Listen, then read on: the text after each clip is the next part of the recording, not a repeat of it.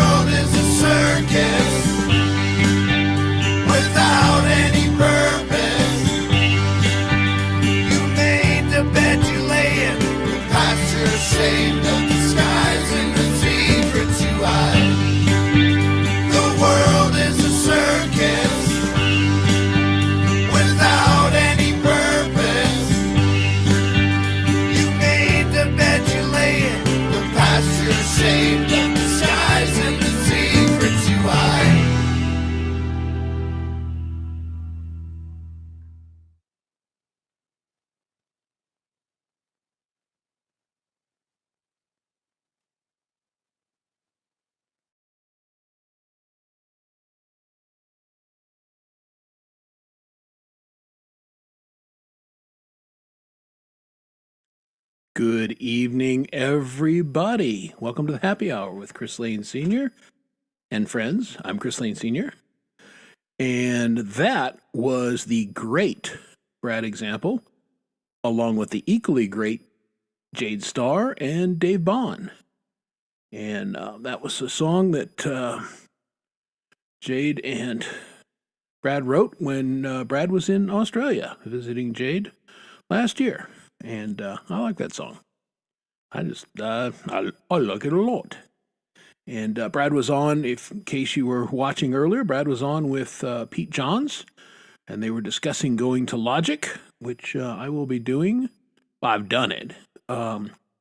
but I missed the show because, yeah, my my life has gotten interesting here lately. But we're here. I'm here. You're here. And this is all great. So thank you for being here. And we're going to talk about stuff tonight. Lots of stuff. But I'll start off by saying hi to the couple people that I can see in my chat. And yeah, see, did you notice that right away? I remembered to kill the leaderboard this week before the show even started.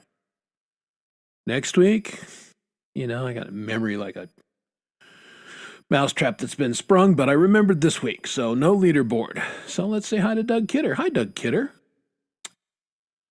Mike Reese, how are you? What's going on? Welcome to the show. And Freedom Redbird, I noticed you, and welcome. I just don't see you very often anymore. For whatever reason, we just are not traveling in the same orbits. But nice to see you, and thank you for being here. Poisoned Whales is here. Poisoned Whales is often here, so thank you. Good to see you. This guy with his stuff and junk. The infamous pole vault. What's going on? How are you, man? And Allie stopped in to say, I'm going to bed. It's sleepy time. So, night-night, Allie. But thanks for dropping by. Appreciate that. And I know we have some lurkers in there, and that's cool. As I say every week, but I mean it. It's cool to lurk. I appreciate lurkers. And you are welcome to lurk as long as you like. And just appreciate you stopping in the program. Be sure, because now I'm trying to get better about this sort of thing. Hit that like button if you would, because YouTube cares about that. And if YouTube cares, you damn sure know I care. But it's nice.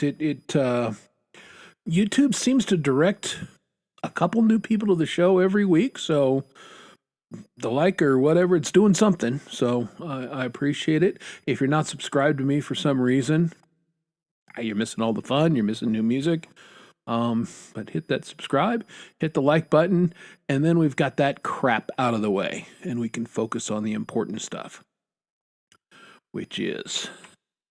There you go. See, Doug's a play-by-the-rules kind of guy, mostly. And that's why he's my kind of guy, because I mostly play by the rules, except when I don't.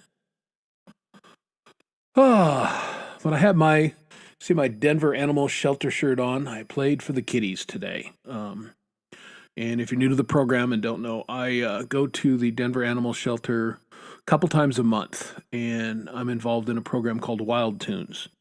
And it's musicians that go in and play for the dogs and the cats. And the program was developed by a kid in Fort Worth.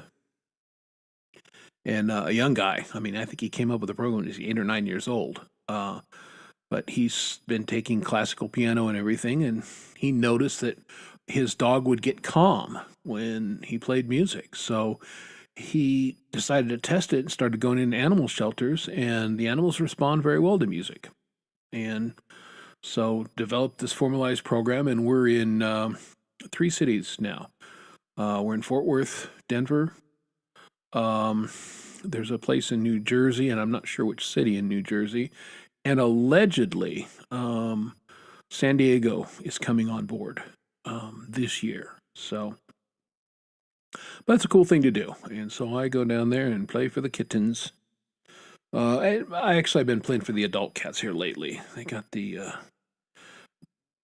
kittens, sometimes they get a little too revved up. And, the purpose of this is to get the animals used to people and music and just make them more adoptable. And you just never know. Sometimes the cats are like, cool, nice, I see you, and I'm going to take a nap, and that's nice. And then other times they get kind of excited by the music, and they want to get involved. But I did videotape a couple songs today because the organizer of the Wild Tunes asked us to do that and send in videos this next week of us playing for the animals. So I don't know. I haven't looked at the video yet and I haven't listened to it. I don't know if it's worth a damn or not.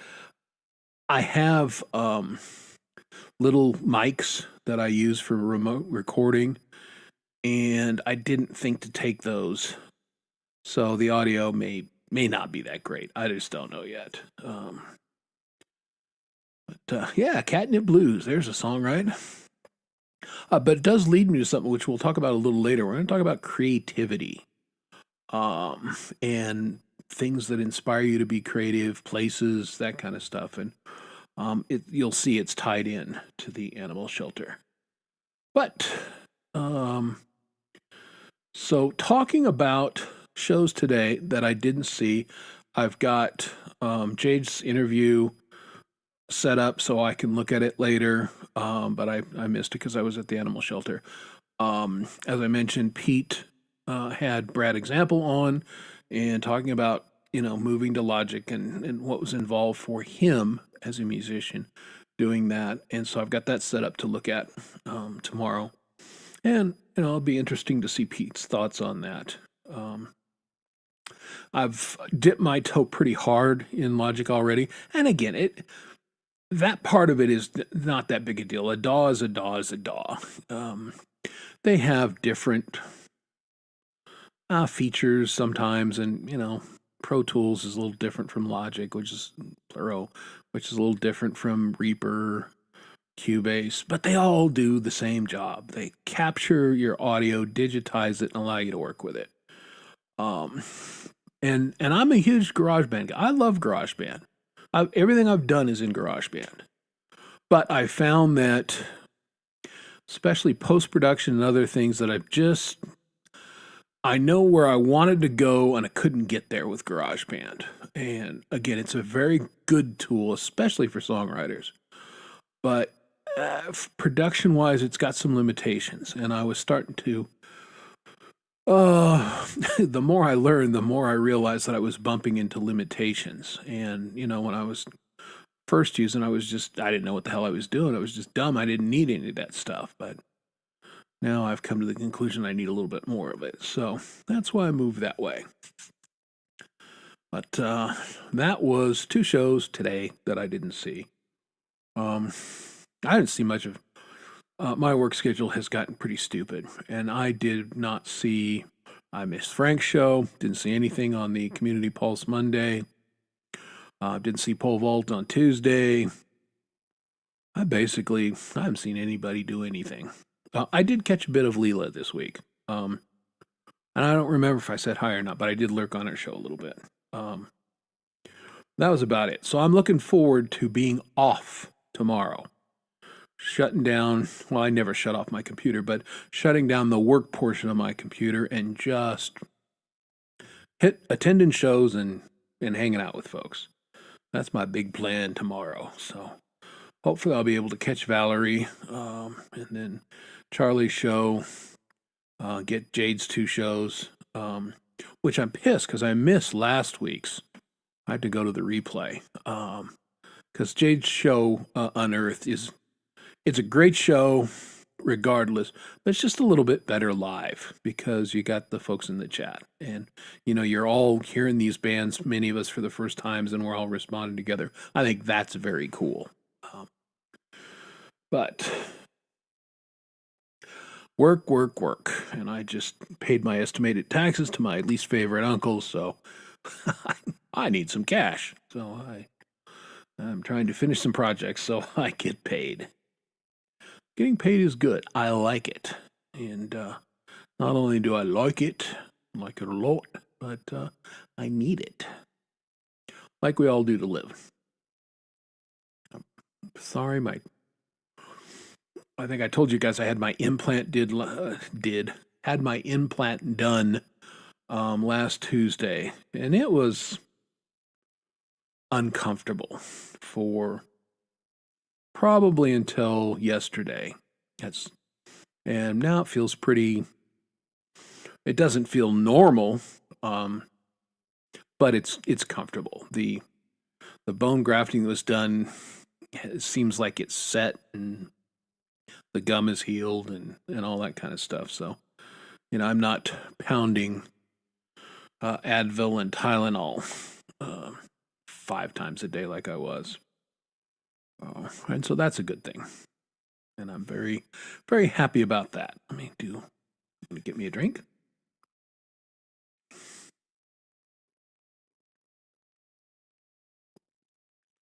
And do the swish.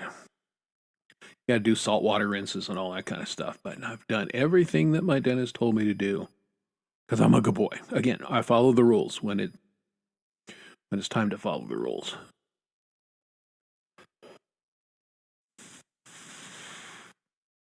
I had a thought and it went right out of my head. I did mention when I set up the show weather. I'll talk about weather a little bit. Hopefully, you guys are warm. But man, there are some in the U.S., and I know I've got a lot of Aussie listeners and viewers who are in the middle of summer down there. It's warm. I mean, they had terrible fires last. I think it's better this week. But the U.S., especially, in parts of Canada, it's going to be cold and bad winter, and it's really terrible. And I just have one thing to say for all you folks that are getting snow, especially in Tennessee, and please, I'll take it. I want it. Send it back west here to Denver because, man, it is not snowing in the west like we need it to snow. And not only do I like snow, I'm equipped to deal with it. So if, write your congressman, whatever, send me the snow, and then you guys won't have to deal with it. But we need it. I think if this keeps up, it is going to be a very bad fire summer, and we'll have to drink, I don't know, Bowen Lager or something. I don't know what we'll do because we won't have any water, and that's bad. But hopefully you guys are prepared for, in case your power goes out or anything like that. You got some food, you can survive it and all that kind of stuff, because it's not good when the power goes out and it's that cold. Not a fan. I've got my house is a combo of electric and gas, so I have gas water heater, gas furnace. Now I use electric. I have an electric fireplace insert that I use, and that's what does a lot of my heat. Because we like it cold here. Like today, it was 18 degrees this morning. Not that big a deal to me, but yeah, exactly. Send it out. Yeah, I have, because I'm a Colorado native, which I think you guys know, but I've lived a lot of places and traveled a lot on business. And man, I used to hate it when we were down in like Oklahoma City or Dallas for shows, and they'd get those ice storms because nobody is equipped to drive in that crap. Even here in Colorado, if it glazed over with that humid, wet ice like it does down there, we'd be screwed, especially on the mountains. So it just doesn't do that here as a rule. But man, down south, when you guys get those ice storms, those suck. And I just remember with my business partner there, and we were doing Dallas, and he lives in Virginia. But we were going on one of the Dallas, this huge multi-level freeway. And I just remember thinking, man, in Denver, if that iced up or something, everyone would die. And basically, that's when it ices like that. You need to stay the hell off the road because it ain't good. But hopefully, everybody, I think it's mostly through. I know it's colder here today, and it's going to be pretty cold tomorrow into Saturday, and we're supposed to get some snow, which, we've gotten like 2 snowstorms all winter so far. It's pathetic. So hopefully we'll get a little snow, and we're going Saturday for a jewelry making class. That's one of my wife's Christmas presents. I like to we don't need crap. I've got all the guitars I need. We just don't need stuff. So we try and get each other experiences. We go to concerts together or just things that we can do. We take cooking classes, although in her case she goes, it's a cooking class for you, it's an eating class for me. But we like to have experiences. So we did glass blowing on our anniversary in Steamboat Springs a couple years ago and had a hoot. It was a great time. Really enjoyed it. And so I started looking for those kinds of things for Christmas presents this year and found a wire jewelry making class. And this looks, take gemstones, and I think it's going to be a lot of fun. So we're doing that Saturday. And then Sunday we'll be watching the football. Hopefully the Broncos can take care of the Patriots and move on to the Super Bowl. I don't know if they can or not. Before our quarterback got hurt, I felt pretty good about it. You just never know. So, but whatever happens, right? But it will be fun because the last time Denver was in the playoffs was 10 years ago when they won the Super Bowl. So it's been a few minutes out here. And the Broncos are, as a football team, either really good or really shit, and not much in between. Denver has never in its history been mediocre. They're the best, or they're not very good at all. That's just how they work. So we'll see what happens Sunday. What is that message? Garbage. I don't know. Do you guys get a ton of spam on your phone anymore? I didn't used to, but I would say in the last 2 years, the amount of spam, it's just every kind of spam. And,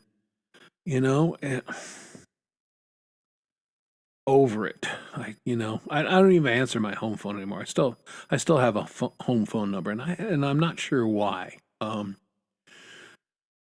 couple years ago, my DSL was tied into it, and I actually had two phone lines, and they were tied together, which gave me my DSL. But since I went to the fiber, I'm not sure why I've kept this home phone line, because nobody calls me on it except for, like some guy with an accent today called me. Now, it came up as USPS. So, the United States Postal Service is calling me. I'm like, oh, yeah, I bet.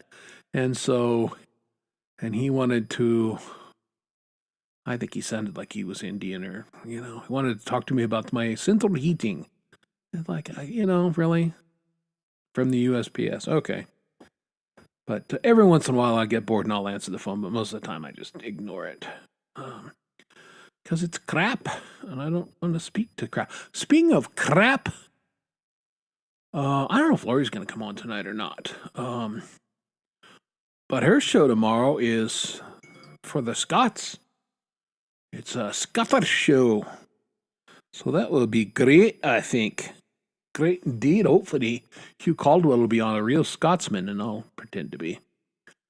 And I'll do something cheap. I don't know. I just kind of heard about the theme. Maybe I'll wear a kilt to the show tomorrow. What do you think? Although I could tell you I was wearing a kilt and you wouldn't know. Or I could tell you I was not wearing a kilt and you wouldn't know. But yeah, it would be fun. I'm looking forward to hanging out with Lori, who I missed last week.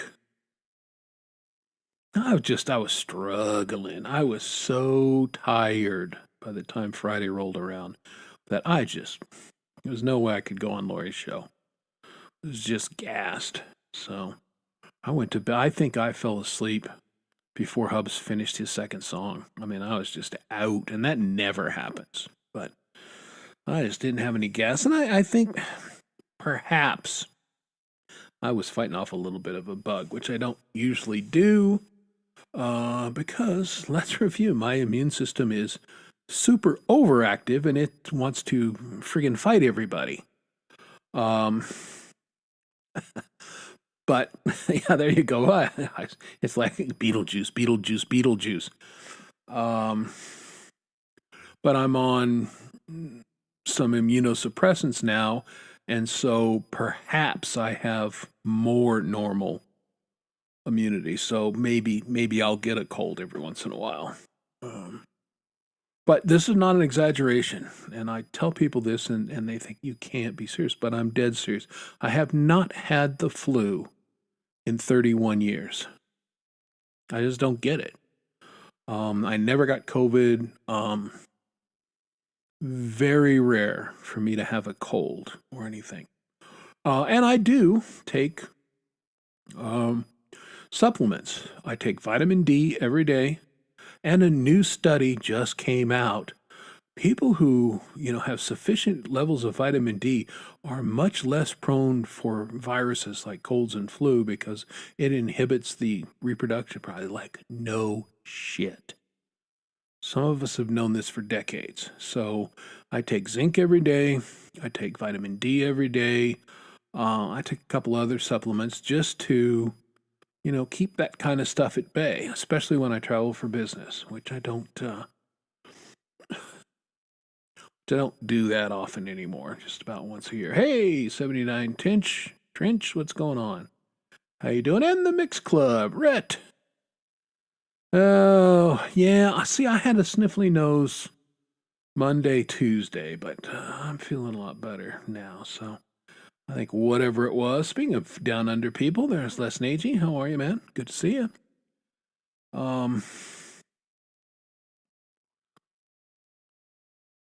I had.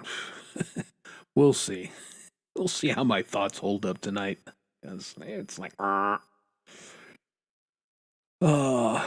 I am. I think the medication is starting to have some effect in that I definitely feel a little bit better. I think the fatigue is just, it's part of the disease and it just comes with the territory. So learning to manage it, right? All right, let's get somebody good looking on this show right now. There we go. Hi. Oh, good looking but silent. That's the best kind, man. That's everybody's dream woman there. Blonde, beautiful, and can't talk. Yes, don't set me up like that, Lori. All right, I guess a microphone would help. Yeah, it does. I was just playing. I was recording, and I can't have the microphone in or it picks up the music. Right, gotcha. Hi. Hello there. What's going on? Oh God, I have so much I want to talk to you about. But hold on, let me pop out the chat so I can see everybody. Yeah, no, we have much to discuss. Yeah, it's been a minute. I know. You haven't been on my show. Feeling?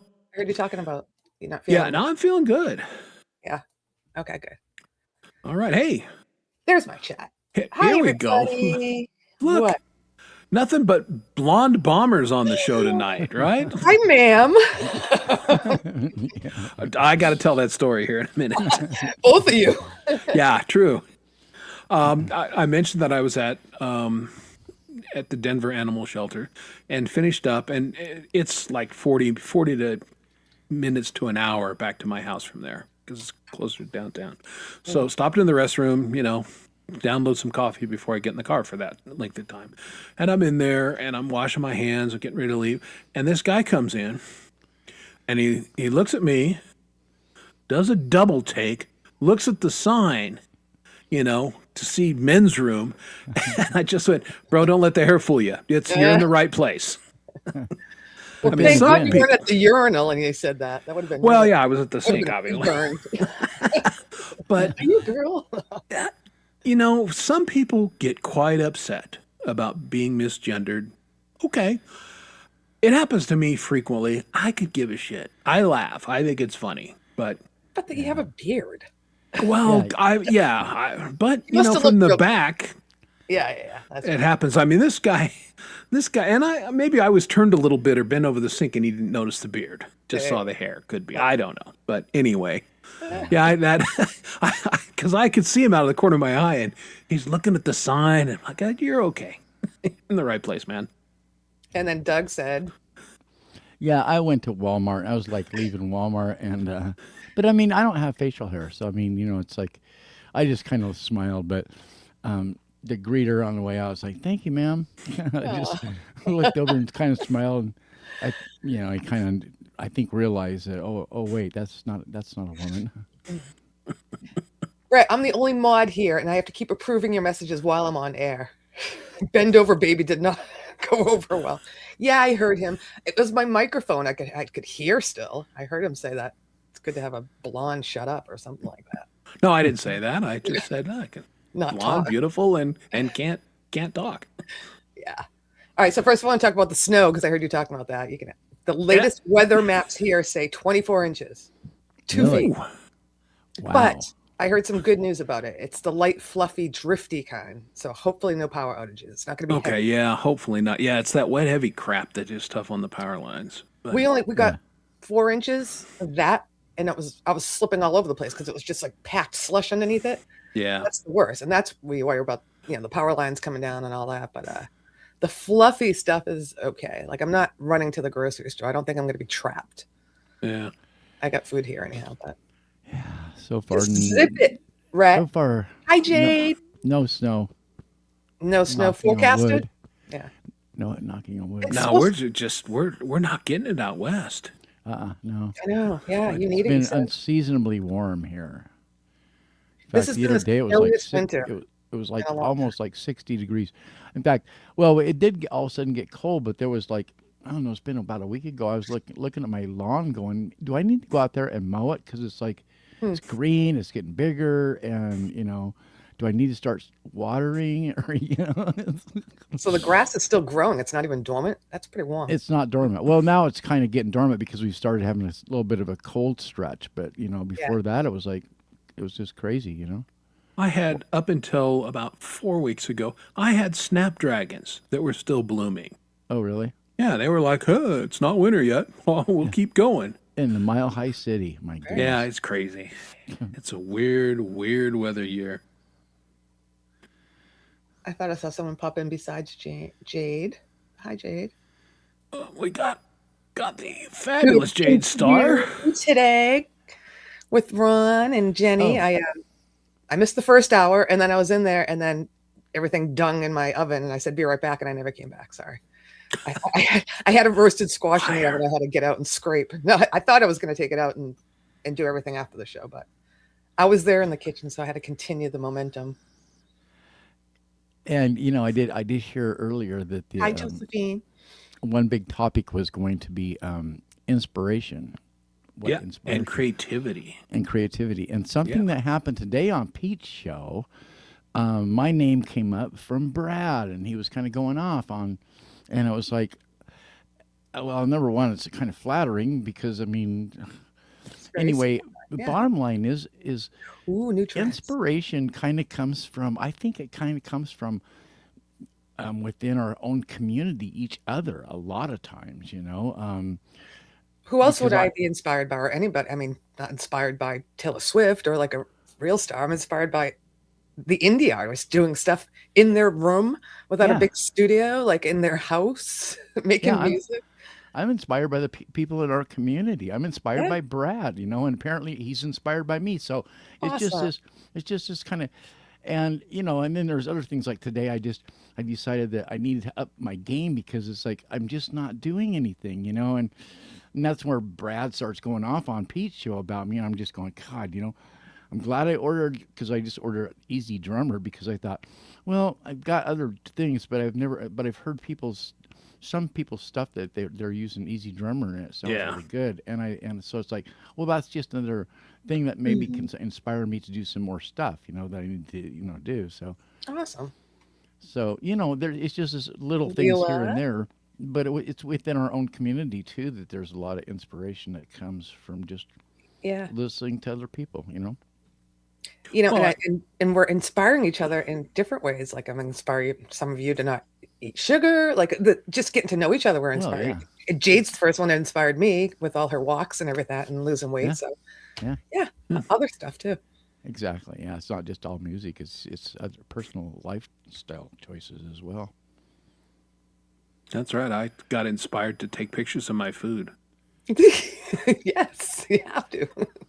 I didn't tonight. Although, here's what I made. No one was. Do you guys get the ads for the Alaska Seafood Company? Yeah. I mean, They deliver the Yeah. fresh fish to you or Yeah. something. Yeah. we tried them, and so I had pollock in there, little chunks, and so I made pollock with butter, sour cream sauce, a little bit of white wine, milk, so it was kind of a bechamel, and fettuccine. Friggin' delicious! It was out of sight. The pollock was great, and we had salmon the other night.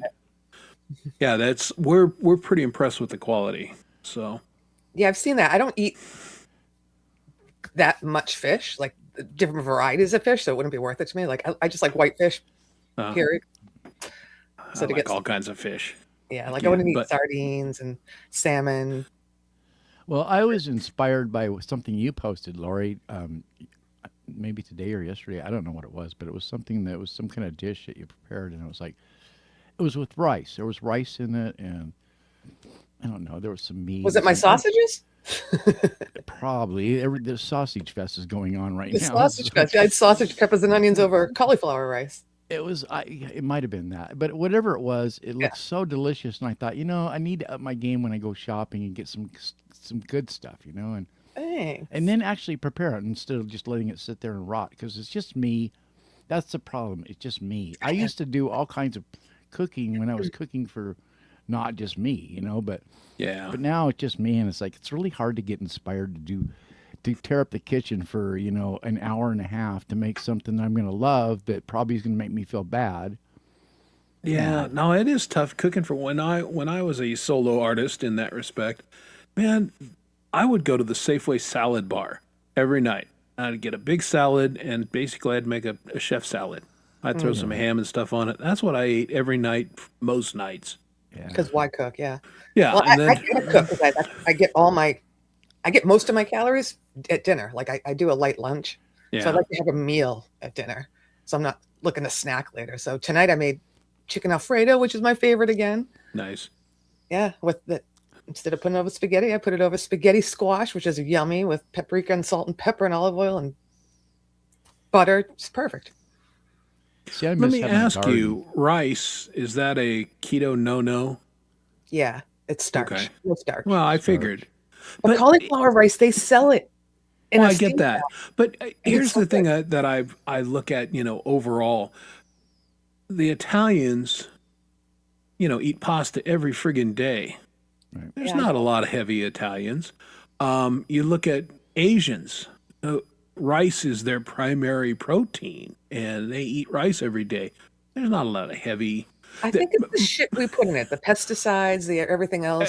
Yes, that's what I'm driving at. Some of that other stuff, and of There's course, the sour cream and the butter and all the other stuff. yeah. I mean, start loading it up, and then And because then we're add, Americans, if 6 ounces is good, obviously 12 is way better. and Yeah, then right. add in the membership for the gym that we never use. I mean, there's a bunch of shit like that that goes into this. Oh, I'm doing all this healthy stuff for myself, but oh yeah, I know I'm paying out this membership for this gym, and I haven't been there for 6 months, but that Yeah, type but of thing. it's seriously though, Doug, these other countries don't have the crap that we have in their food. I know Market's that's true. straight, they're not like all the preservatives. And when I started, No, I totally 100% on that. Yeah. when I started keto, I started looking at stuff. Oh, I got to buy this online. And I'm looking at the ingredients of the stuff they're saying keto. And I'm like, it's all this crap. I'm like, I'm going to make stuff in my kitchen. By the way, I'm plugging something that I might be doing in the future. I might be starting a keto show, not Channel? show, but help thing, like a blogger or something. I don't know. Okay. Because I Cool. want people to know that you can make it with real food, real ingredients in your house. Rather There you than go. getting stuff that's all the crap listed on the back of it. So I might, I'm looking into doing that. Maybe put out I think people would be interested. Absolutely. And again, you could just stand up and go, hello, it worked. Like if you go to Oprah's diet book and go, I'm sorry, you're a giant fat ass. You can't teach me anything. Yeah. Hey, hi, Jade. Oh, Yes, Jade. Hello. brand new dreads. Yes. Can you hear me okay? Yes, we sure can. Yeah. Good. Now, you have to remember, I went on StreamYard before you do your show tomorrow and undo the No, things that you have to do. I'm on my phone, so Good. There you go. Sure. I can tell by the location. Good thinking. I'm in the lounge room, so Right. yeah. The lounge room. All right, sporting new locks, Uh-huh. The fresh locks. I love your place. lounge room. Yeah, nice. That's Love the that. sex- Those lights, the- yeah. The green screen sex thing. Yeah. I mean, Screen, I didn't even hear you say it. I saw Oh the my dildo, God. but just had my hairdresser come out. I haven't seen him since September. Huh? He's really cool, eh? His band is awesome too. Oh. Such a good band. His band is on Tomorrow's Unearthed, by the way. Oh, well, very cool. Yeah. So when he does your dreads, are those extensions? Or is he just No. like fix them No, for they're you? all real. Like, So what's he- what happens is these grow out, Yeah, so you got to tighten them up. and And he just teases them all up and fucks them all up, and so they're Yeah, all yeah. tight. So Yeah. see, they're all tight, yeah, Ooh. right? That's So so- like cornrows almost. Yeah. yeah, totally. you can tell that it's So, not I got a question. toit, Yeah, like a it toiger. hurts. It's do you have to really- do you have to go like for a long time without washing your hair before you get No. dreads? Or No, is that no. is that the big ones? That's the big That's ones, real right? dreads. No. right? No, these are real dreads. No, I know, These are but real I'm talking about the really fat ones, like the huge ones. Yeah, I only don't have fat ones because I don't have the type of hair that does that. But they're Oh. still dreads. They're still exactly the same. But no, you wash them. Okay. Every You day? just don't.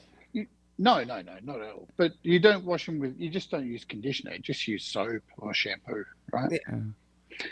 You don't want to make them soft. You just wash them, right? You want them Okay. clean. Yeah, just keep them clean. There you go. You know. I was asking ChatGPT last week, my buddy ChatGPT, who knows me so well. My hair's been very flat lately. What should I use? And so I got a Pantene clarifying shampoo. And I feel like my hair is fluffier now because I had to clear out all the gunk.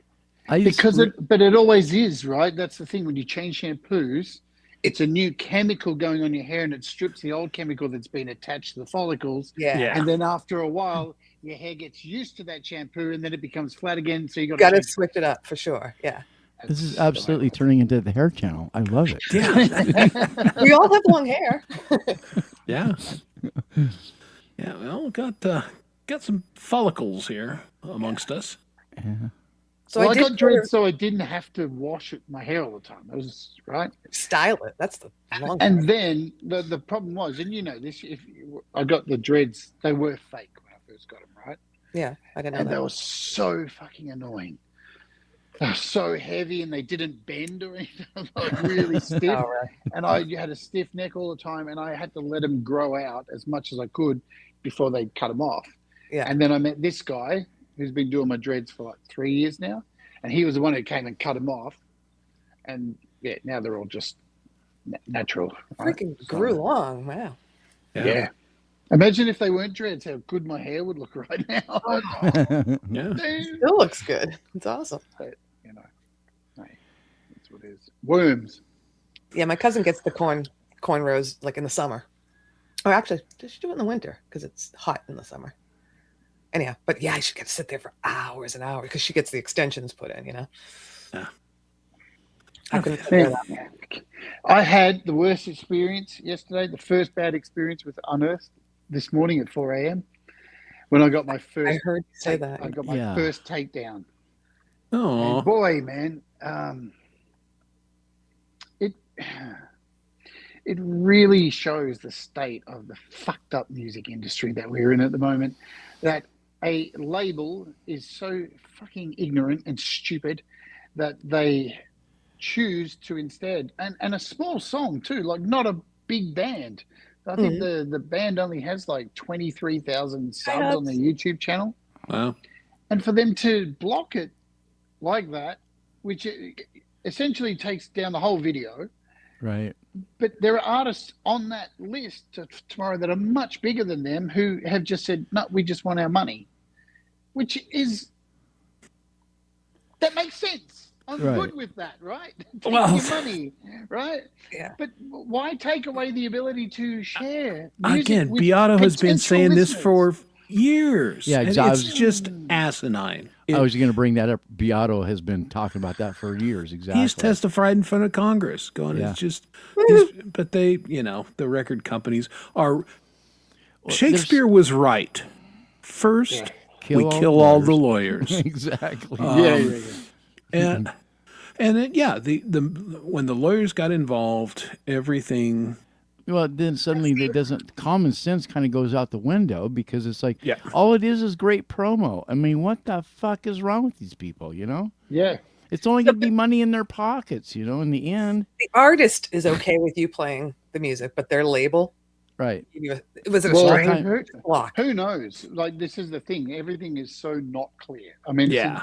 obviously, know when them it's personally. blocked, it's a DMC takedown, right? So it's the label or whoever has decided that this, if it gets played anywhere, it's a block worldwide.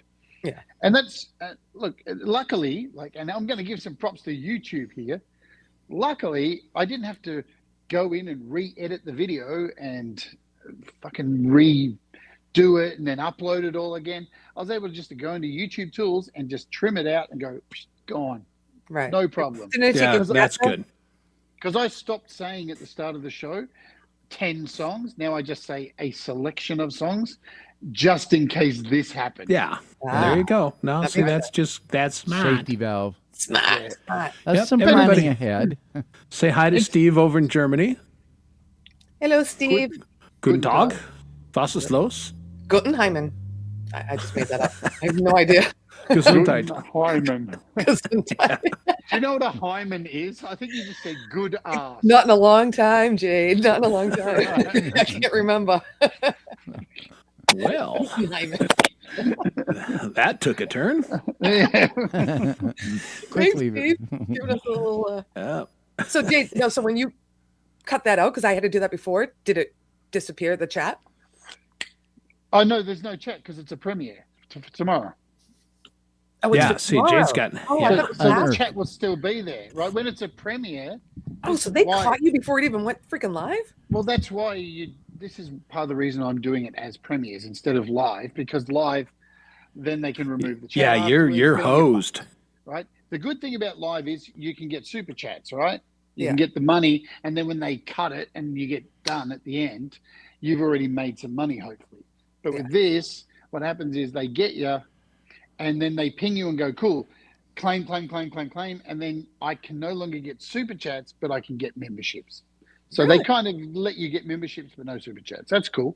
Yeah. But yeah, at least you get a warning saying, hey, look, this has been pinged, it's been blocked. You can go in, chop it out. As soon as I chopped it out, it revalued for 20 minutes and then went, cool, everything's done. And Huh. it's Yeah, now and just so Nice. you guys know that Oh, yeah. Okay. if you put something unlisted even, they're still looking at it. Oh yeah. Yeah. While Oh, it's yeah, uploading, they're going through it.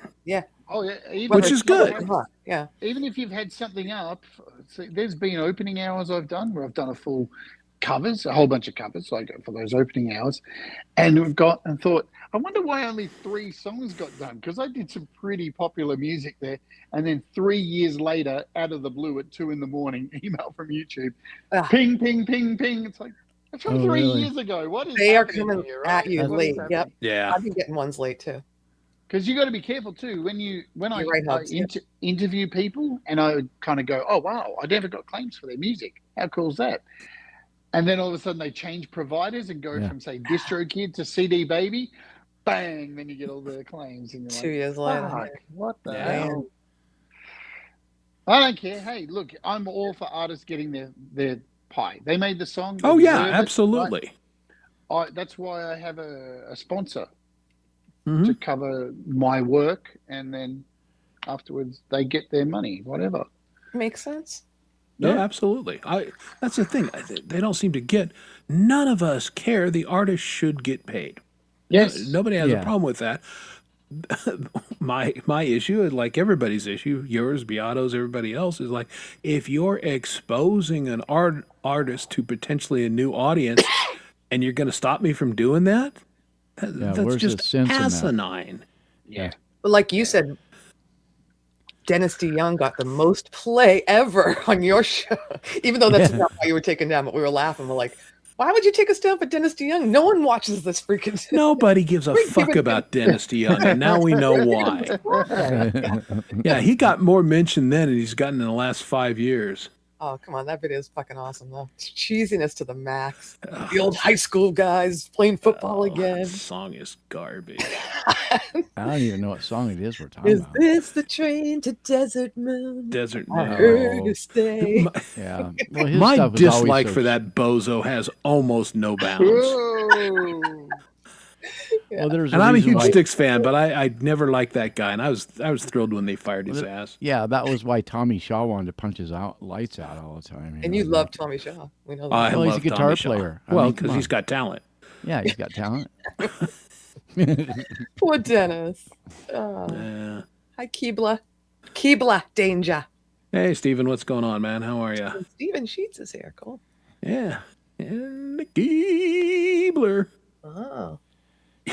Yeah, well, and you know, you're going to get claims because, you know, it's somebody else's work. That's not a problem. You know, whenever I Yeah. play, we don't care. But yeah, sometimes they'll knock you out of a country or something. And again, if I get banned in Russia for something, And Belarus, who cares? What? That's where most of them are, though. Why? sit on it, Vladimir. I don't give a shit. It's because of the war. It Ah. started when the war kicked off. All the record labels decided to boycott Belarus and Russia, cut them off, right? So that's Yeah. why. So if that war ends, those claims will disappear. Yeah. Okay. So yeah, I don't want them listening to this music anyway. Fuck them. Well, see, here's you say that, Chris, and I look at my statistics and go, wow, Russia's like 6th in my top viewing. Really? Yeah, no, it's channel. interesting. Maybe I should, be more concerned about that. Mine's USA, Canada, and Australia. Yeah, For viewing. mine's I don't look at things. I should. USA, UK, Canada. Australia is actually lower than everybody else for me. It's Really? way low. Yeah, because my show's on early in the morning here in Australia, right? Yeah, Who's it's up up at at 4 that a.m. hour except idiots like me and Coldacre? Yeah. Right. Cool, Jacob. Yeah. Yeah, I just He's look up at early. music stuff. I don't Yeah, have for to- work. Well, he's got to go to work. He gets The up other early. thing too that I'm learning is like, because I'm trying to like only find independent artists, right? If you're Right. signed to a major, I try to pull that back. But then some songs are so good that you're like, oh fuck. Yeah. They're signed to a major, but it's a smaller version of the major, so you know they're still not getting a lot of push Mhm. because they're not on the major of the major. Right. But like with this claim, the block I got, it's for a record label called Century Media. They mainly do metal, and they've been independent for years. Turns out last year, Sony bought them. Yeah. Oh. And I'm starting to see more and more these smaller labels that say independent are actually not independent. They're owned by a sub-layer and a sub-layer that goes back to Warner. It's like, wow, they really do own everything, don't they, scumbags? Oh, yeah. Yeah. Ain't that the truth? Just for you, Gary Hubbs, did you notice no 18 leaderboard? Yay! You Yeah. did it. You I did it. did it.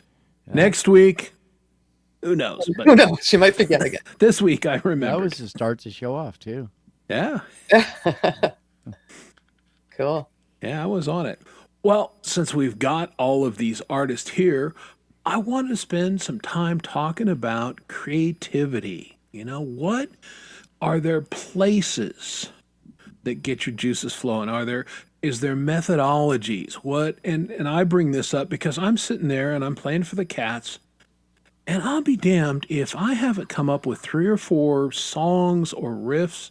There is something about the acoustics in there and Nice. that it's very gets my juices flowing, creativity. And I often find, well, you've seen this for a couple years now. I go off on vacation with the wife and I come back with a song every time. So Wow.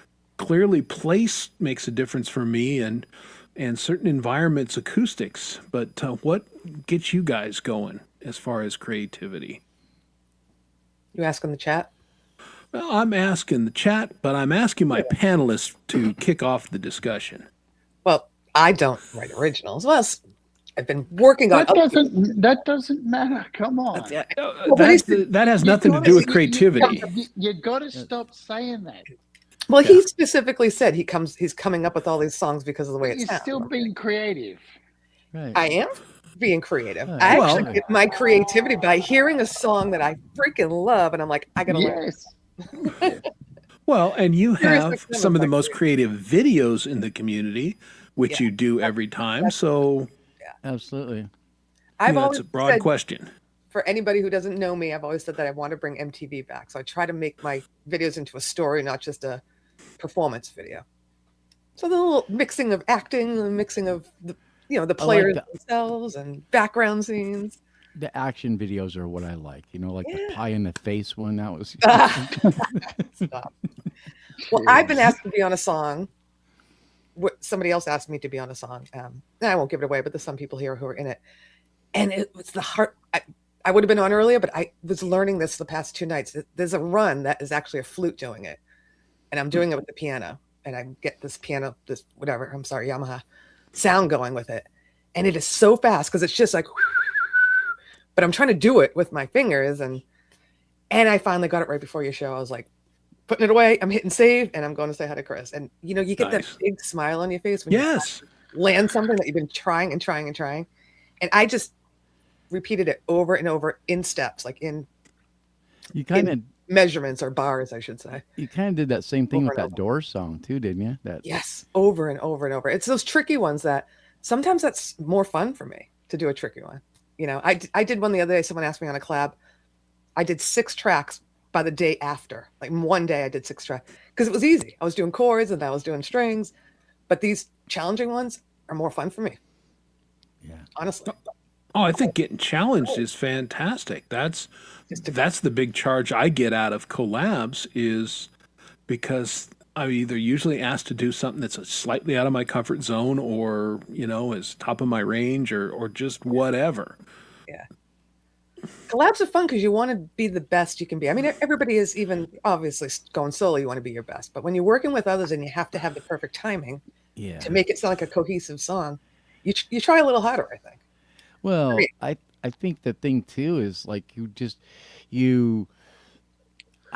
for me, whenever I'm working with somebody, it's like I just hold them to such a high standard that it's like I feel like I really have to just put my A+ game on to even keep up with them. You know what I mean? Sure. And if I don't, and then when I finally release something, I kind of almost feel embarrassed about it. You know what I mean? Why? Like I start apologizing before. It's like, well, here it is, but and I'm kind of learning not to do the buts. I just, here it is, and if you need any more than just, or if you need change, this is what I always do. So if you need me to do anything different, let me know. If you need, We all do that though, out of politeness. Every time I send a track off, I'm like, let me know if it sucks or if you want me to redo something. Or whereas plus with with different people, I've learned some people actually want the effects to be on the tracks that I send them. So it's like, okay, most people iron all that shit out. Yep. Most people don't, but I mean, I don't. When somebody sends me something, I want it dry, but I have some people I've worked with that's like, I want these, I love the reverb and all the echo and all the delays and I'm going, really? You want all that shit in there? Okay, well, whatever. Well, I think it depends on what you're doing and everything. I've gotten to the point where, I'll go ahead and send the vocals with everything on it just so they don't have to screw with it. It's like, it's done. There you go. Stick it in. Could plug it in, yeah. Yeah. I'd always ask for both. Yeah. Give me the dry and give me the effect so I can hear what they had a vision for, what their vision of already. Right. And so I can hear it all together and then take advantage of the clean tracks without all that, so I can hear more frequencies when I'm adding my stuff to it. Right. Because so many frequencies get lost in reverb that performance you do. This is just me, right? And because Liz did that with me. It was really good. She's one of the first people I never had to coerce into doing it. I just got this huge zip folder. I'm like, holy shit, 2.5 gig. What? What is in here? Thank you, There's everything. the Ark of the Covenant's in there. And opened it up, and there was all the stems clean, all the stems with effects. It was like, and she even set the effects track. I was cool. like, oh my god, there's a bus track in there as well. You kidding Yeah. me? That's so good. Yeah. Yeah. I've done it that way as well, but for what we're doing, a lot of times we're trying to sound like, Bob Seger or whoever. It's like, Hi, I'll Shelley. just do it, and so it's done. And A lot of times I'll have buses just because I want to, and I'll use those for like my effects. I'll have buses that are effect just because I want to,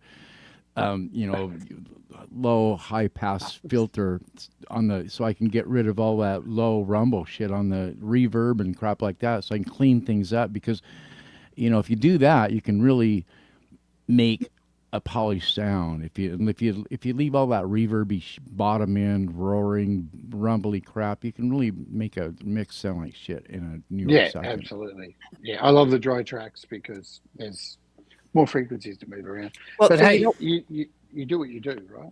Yeah. You know what I did tonight? Because I'm singing more. I don't have, I have a small room. Well, it's kind of big, but I got a window behind me. I don't have the right acoustics for it. And then you guys are all talking gear today, and I was like, I'm getting a new mic stand. I'm getting a desktop mic stand. I don't need this big arm. I am getting a isolation cradle to go around my mic.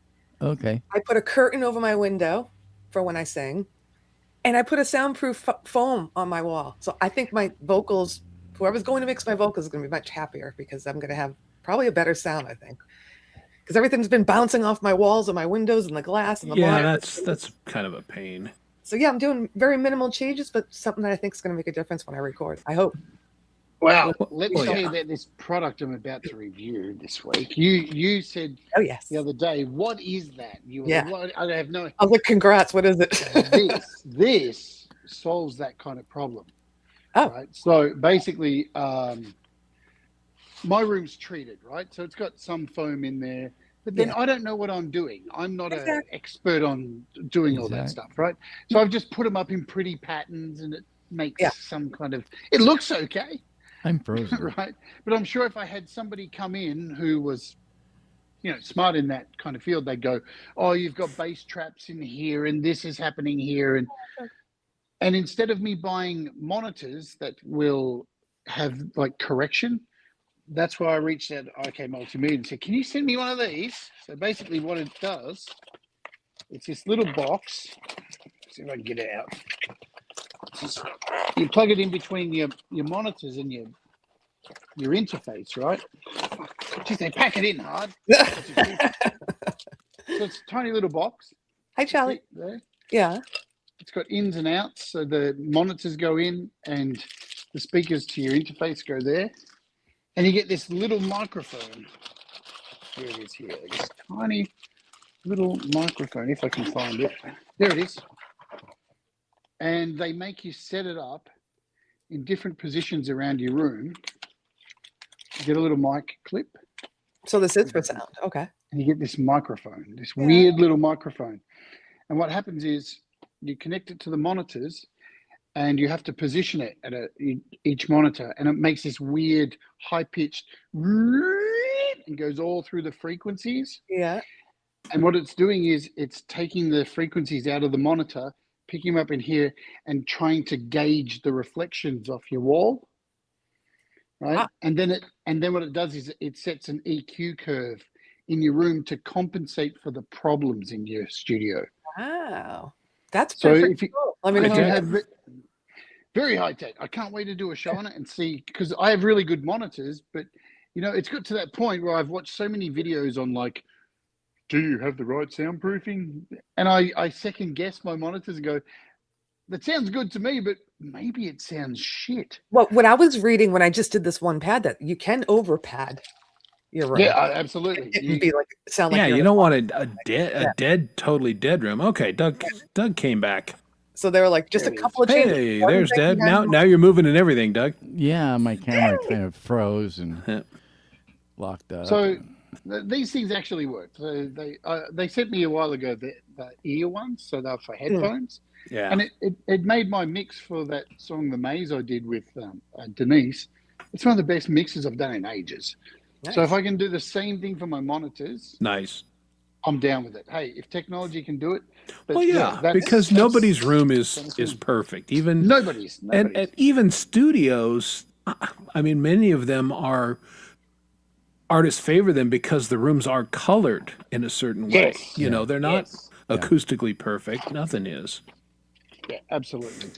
And that little box, you can color it. You can have a bunch of profiles, so you can switch through them and then turn it off and just have no profile. So, you know, Oh, if very it cool. if it helps me get a better mix, then I'm into it, right? Yeah, That's all that absolutely. matters.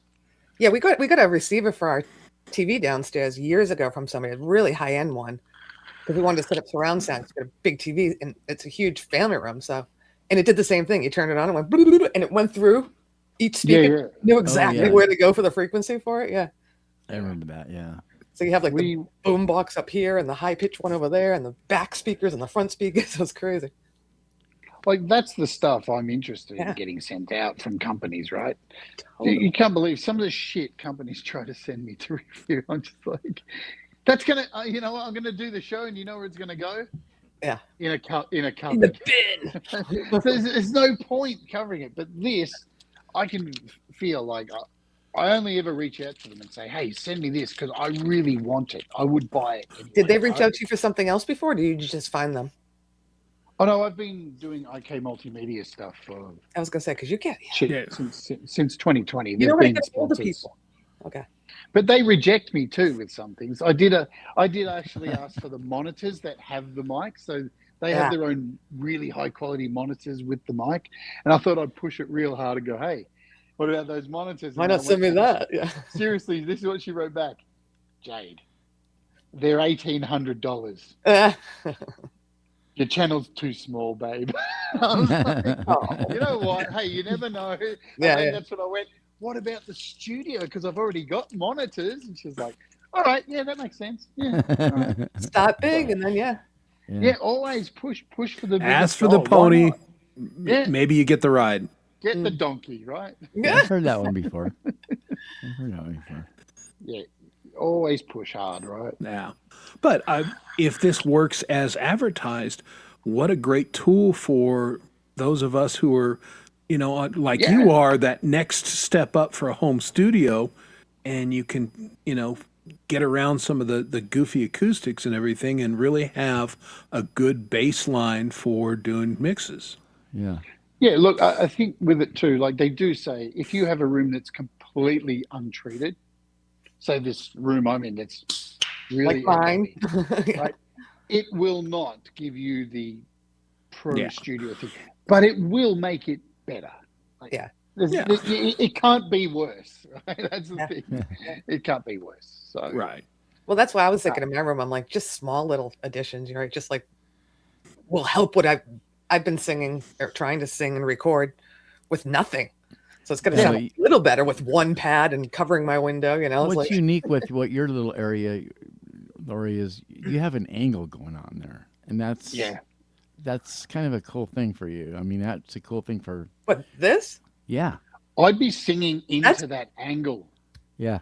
Well, I was told by I'd be setting the ChatGPT mic up and singing into the angle. Yeah. I was told by ChatGPT that that's actually it's reflecting more, but it's a good idea. It's a great idea that I have a bed behind me because that's softening it. Yeah. Bed and pillows. I was like, all right, cool.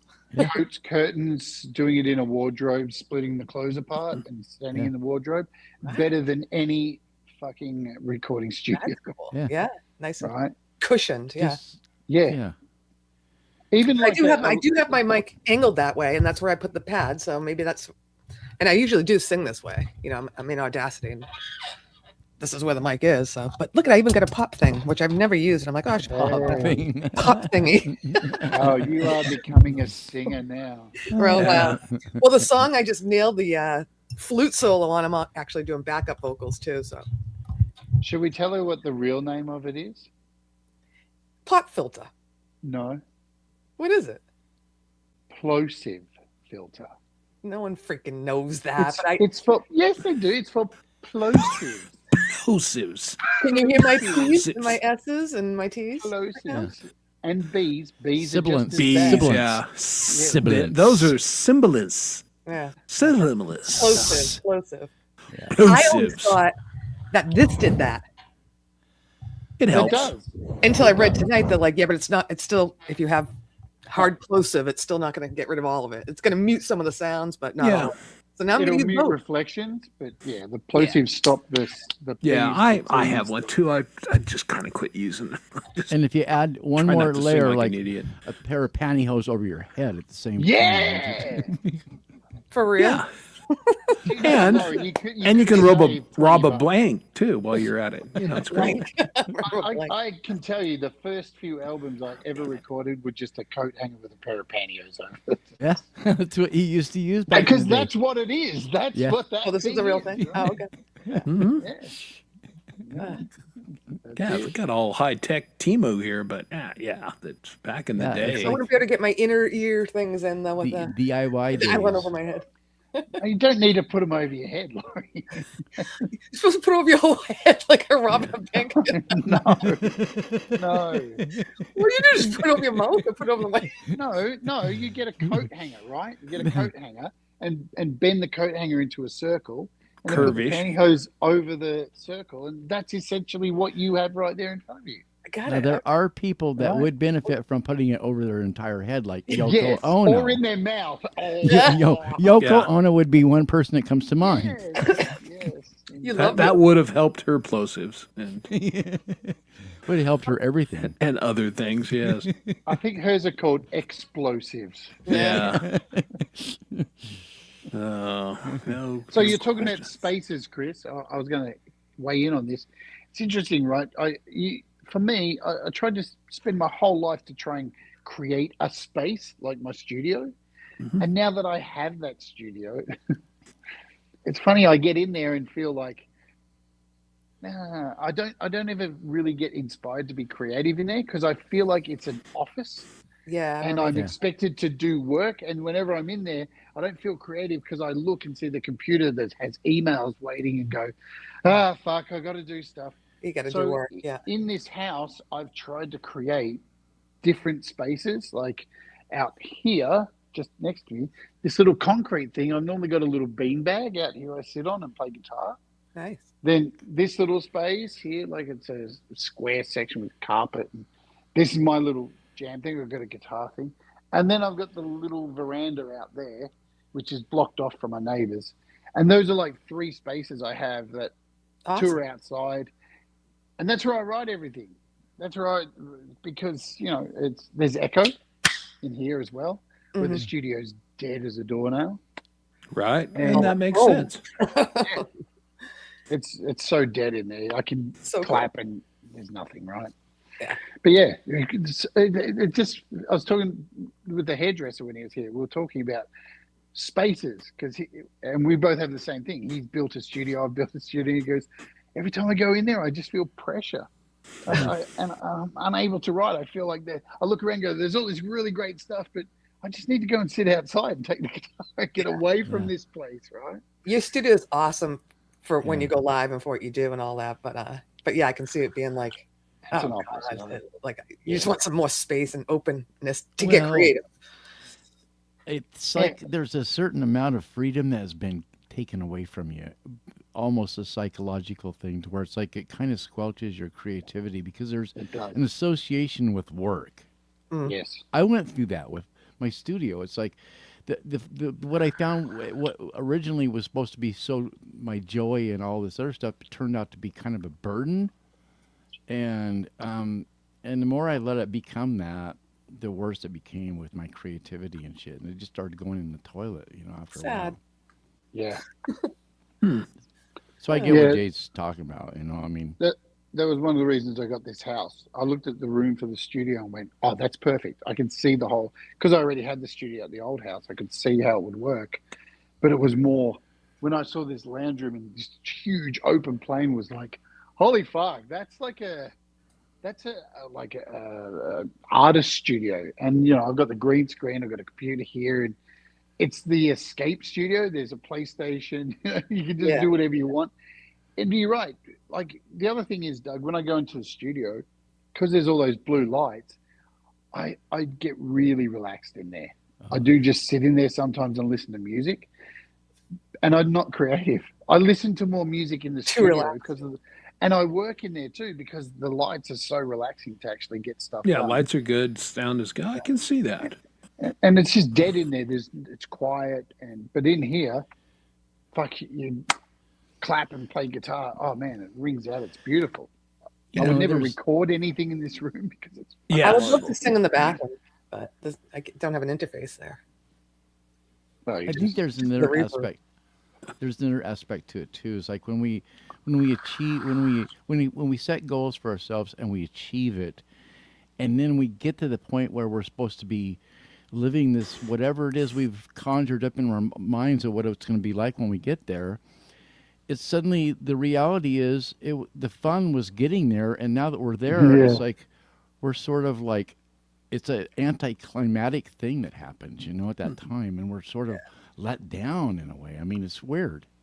I know that's happened to me before. Because, Doug, it's my theory that we're just living in boxes, aren't we? Right? We're just born in a box. We're born in a box in a hospital. We get taken out of the hospital into another box in a home. What do you mean we by get put in it's just four walls, right? It's just a box, right? And then we're put into a school with four walls and trapped there for fucking however many years.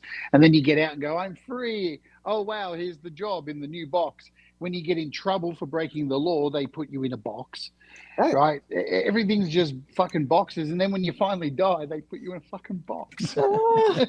It's just awful. That's awful. We're living in boxes, baby. Totally. I guess that's why I like being outdoors. Yeah, exactly, right? But to your point, now that I think about it, I don't know that I've written a song in this space right here in several months. I think it was at least the inspiration. I always recorded them here, obviously, but I think the inspiration was usually somewhere else. Either on vacation or, like I said, this little kitty room. There's something about the reverb in there. It just, and I'm just noodling for the cats while I'm figuring out what I'm going to play, and I'm coming up with little riffs and little ideas and things. So something to that. With a lot of big bands too. I mean, bands throughout the history have recorded albums so many different ways, right? It's either they're out on tour for 2 years and they were writing while they're on the road, and then they get together in rehearsal studios and put together the songs. Some bands who did that for many years, like Metallica, then ended up working with Bob Rock and just going into the studio with riffs and writing it in the studio. And it's interesting. Sometimes it feels like it works. It's like, does the lyrics come before the music? I don't think there's a right way, but I think there's a lot of merit to it. When you, like even what Dougie said, you work to get to a point and then you're there and you go, fuck, have I just created my own corporate world where I'm the boss of me in my own corporate world, and I still have to deal with corporate assholes. Yeah, me. Yeah, exactly. I'm the corporate asshole. Son of a bitch. I am the asshole. Yeah, I'm going to take it to the man. Wait a minute, I am the man. Right? Yeah. It is freeing. Like, I can tell, I think I've written more songs over the last year going out filming Walk With Me and just humming shit and pulling out my phone and going, I better record that. And then getting on. From mindless shit have come really good songs. I know Manny from the Lily Pillies says that like the majority of his songs are written on an airplane because he travels a lot. But he's like, I'm always making a song when I'm on the airplane. So maybe that's but it's time to be quiet too. You don't have the family around. You're trying to kill time because you're just in the air. So I could see that. Yeah, totally. But not everyone's the same, are they? Right? No. People can get in a studio and it just no red light fever. That's my problem. I sit there in the studio and feel like there's a clock ticking. Probably because there's a giant clock on my TV. You might want to throw a cloth over that when you're. Just... Do you have 4 clocks so you can see all the time zones of the world? I do. It's ridiculous. You do. I do. I have. You got to, right? That's Right. I corporate keep them on slave. my iPhone for that reason, but yeah. Same as well. Corporate slave again, right? When I come up in my room, because I don't do it for a living like you, I'm not doing it all week long. I'm not just live. But I come in here and I just get relaxed because I'm like, I'm either going to play something or I'm going to watch something or listen to music. It's all about music in here, so it's kind of. Yeah. I feel good when I come in here. I don't feel like, oh God, I got to do something, because I love messing around, learning a new song. It's just something I love. Yeah, it's fun. And I got the goldfish in the studio to try and. I thought I was going to like bring balance to the force by having a living animal in there, and now all that happens is I look at it and feel guilty that I haven't cleaned the cage in 2 months. More guilt. More guilt. Another layer of guilt to carry around. Yay! Well, that's why I was like, I'm in here so much doing music. I gotta look at little tweaks that I can make that will help me. That's why I was like, start. And you guys inspired me because you were talking about all the drum gear and the mics and all that. I said, I need to look at my mic stand because this thing's just a monster. I don't need it. I don't need a big fucking boom arm in my way with a small desk. I mean, but you're right. Small improvements. When I cook and I sit back, I do. I got the little isolator holder, so the mic is suspended. So, nice. if I whack the stand, it doesn't really hit the mic. Again, it was $20 or whatever it was, but a huge improvement because when I tap my feet and do all that shit, it's not being transferred up the boom into the mic. Yeah. I'm hoping the stand I got will withhold the weight of this because it's a big condenser mic, pretty much, but it said online it would. It should. I don't want to topple over on me, But I am going to recommend definitely get the little isolator. And I did. This is okay. Oh, not that. I'm sorry. I thought you meant the shock absorber. Yeah, the shock absorber. And Guitar Center and all those people sell them, and they're really expensive. With it already. Yeah. Is that what you mean? Yeah, that's a shock mount. Yeah, you got one. You got it. And this will go on the stand that I got. Yeah, no, you're perfect. Yeah. I could never get this right. Like, Yeah, the boom arms are. I've got a boom arm here for. I stand to sing. It's droopy, and I'm like, yeah. I can confirm for you, Laurie, you're doing it the right way, right? There's a lot of people out there who will go and just buy everything at once. And and then you just again, you're just going to give yourself paralysis. Yeah, you're overwhelmed. Yeah, right. And that's how I built my studio. If you go back and watch my first shows, there was nothing in there, right? And as the shows go on, you buy another thing, you add that, and it's all just, and you learn the thing that you fucking buy first. Right? Yeah. Get that under, and you go, all right, I understand that now. What's next? Where do we go next, right? And it's all incremental stuff. And like these days, the most I spend money on for the studio is leads. Is what? HDMI cables. Guitar leads, mic leads. Yeah, those things gotta have them. Yeah, even if I don't need them, right? You just buy them and just put them away. Yeah. Because you know what's going to happen. I got to go live, and oh fuck, I don't have that it's one dead. thing that's adapter. Hey, Sith, what's going on? Good to see Sith. Yeah. Good to see you. Yeah. A fellow bass person. How are you? Cole is here. Yep. Yay. Paul's been hanging around. Hanging around. Nothing to do but frown. Rainy days and Mondays always getting me down. I'm going to go rip a square. Yeah. Wow. I'll keep my camera on. I mean, I'll stay on though if you want. Yeah. Go rip sounds one. so sexual. Rip a square? Yeah. It's something. Someone told me they thought it meant I was going to the bathroom, like take a square off the toilet paper. I'm like, no, it means smoke a cigarette. I don't. Yeah, well, again, not everybody time I understands heard you the slang for you Bostonites.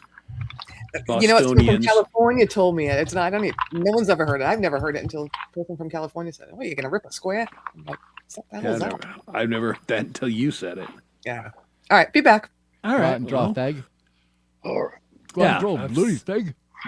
Yeah, English people. Yeah. are you working?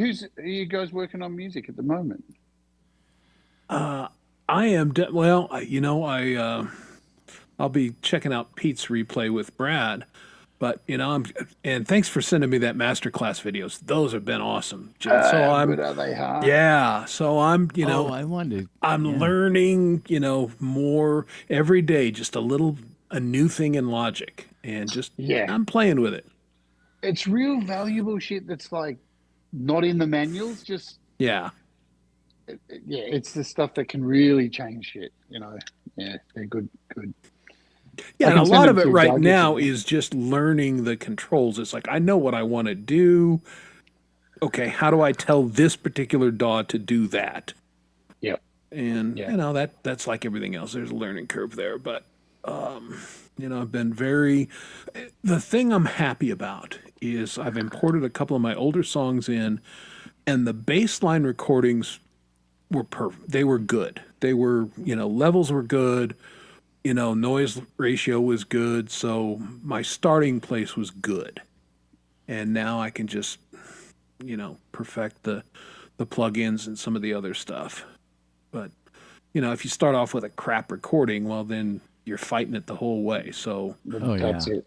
That's why I said earlier about sending the dry stems, because even if you've added some effects to it and it gets sent out, if those early recordings were before the effects went on were dog shit, ain't no you're wasting fixing your that shit. time. Yeah, Yeah, exactly. it's so important to have the right levels, and Yeah. even if there's a buzz in there, right? But as long as the levels are right, you can kind of get rid of that stuff. A Yeah, lot the of times, technology's there, right? yeah, Yeah. when it's done right, it almost like mixes itself. You know what I mean? It just kind of Yeah, just it does. you don't have to really do much. I mean, it just kind of falls together. Yeah. That's if you watch. Like I'm not saying I'm an expert or any way, but when I go live and record stuff, I'm just going bang, next track, let's Yeah. do the next track, because I can see they're all like right, and Yeah. they're all mixed themselves. I'm not even touching the mixer, right? And that's Yeah. where you want to get to. You want to get to the point where you understand your input on your interface, Yeah. And your level's at and the right spot, and you're not. as long as you can hear everything. I learned that really from Russ. It's funny, people talk about compression all the time, right?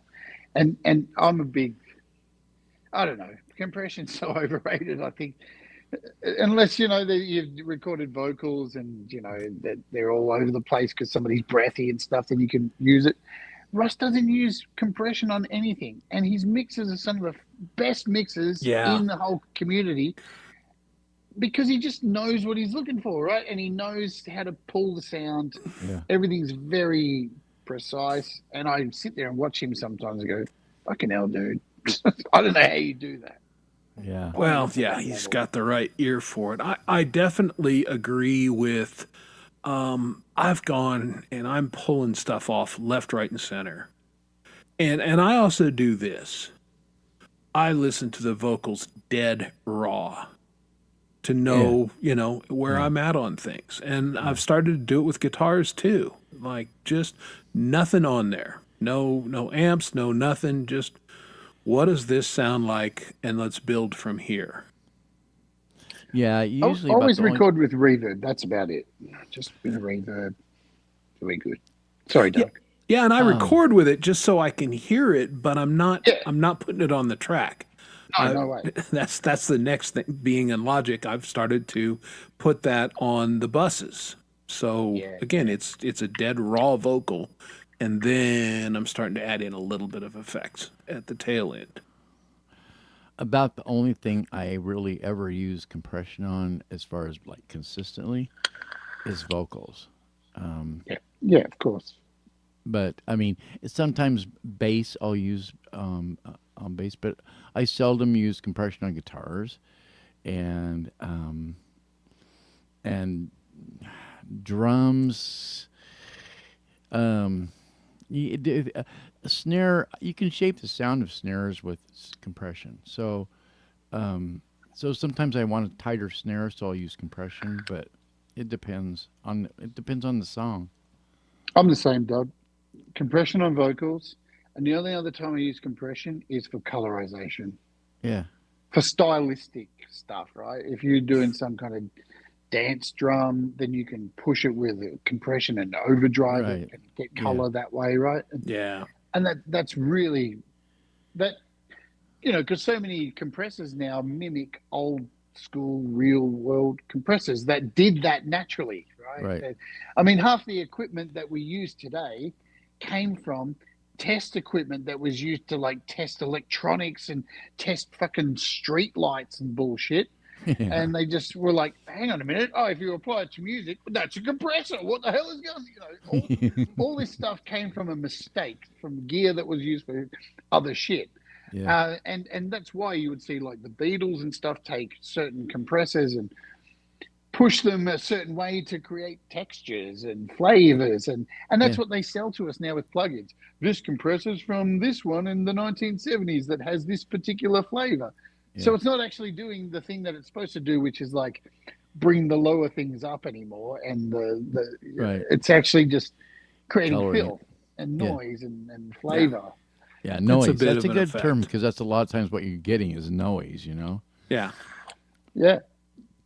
The ones that crack me up are the ones that are like the space things, you know, where they're fucking just playing with phase basically, and they're, oh, you know, oh, this is stereo, and it's like fuck, it's just you're sort of like splitting the two things into mono and then sort of shifting them apart from each other relative, you know, and you're getting them Yeah. out of phase from each other. It's like You're what creating the illusion of space, right? exactly. It's like, and you can hear it. It's like it's not right. It sounds kind of fucked up, you know.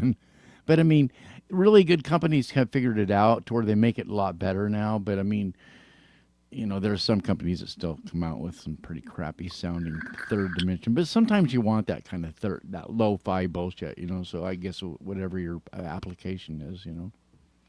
So I always tend to give away my secrets on the show of what's happening on my channel, but I kind of mentioned on the interview today, this week's rant is called the final rant. Yeah. I need a break from ranting, right? I feel like I'm starting to fall into a hole with it. I'm starting to just cry about negative shit all the time. And sometimes when you feel like that, it's maybe time to make a change. Not that the rant will ever like it'll make appearances or whatever. It'll be somewhere around. But I need to get back to like, I don't know, providing something that is a rant, but you walk away better off for it instead of just Yeah. I can see that. rah.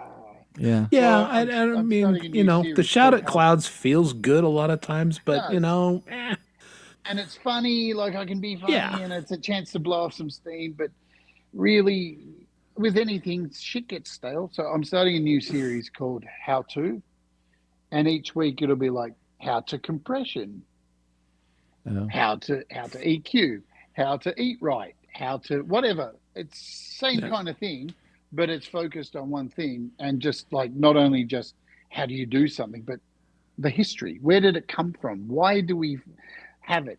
Why do we feel the need to buy it in so many different forms, like compressors? Why do we have to have all these compressors? Why? What's going on? Yeah. Do you have enough compressors in your door? Just this kind of stuff, right? To get people thinking that yeah. you don't need to spend all this fucking money. And the answer is yes. You have Yeah. enough compressors. You have everything in every single fucking door there is, right? Yeah, you got It everything doesn't- you need. It doesn't matter what team you vote for. Indoors, DAWs, there's a compressor, there's a limiter, there's a reverb, there's a delay, Yeah. there's just a phaser. Learn And the they're tools. all good, yeah, and they can all do the things that the new fancy one says, but this one's got colorization. Yeah. Okay. Nah, sure. Well, in addition to that, who doesn't have a bunch of third-party fucking shit that they've added over the years anyway? So I mean, you know, I've that done you it. haven't even used for like. Did Exactly. you ever use that plug-in? Yeah, every time Jade has Rob Jackson on, it's like, oh god damn it, I gotta buy this stuff. I know. Oh, dude, he just dropped another one. Yes, he just sent Really? me new codes. Oh, it's a granular reverb. Okay. I'm still playing with the ones that I bought from the show. What, last week or the week before? So I can't keep up with them, right? Yeah. Because I mean, this is my point. I look at my iPad every day and go, "How am I going to use like any of this?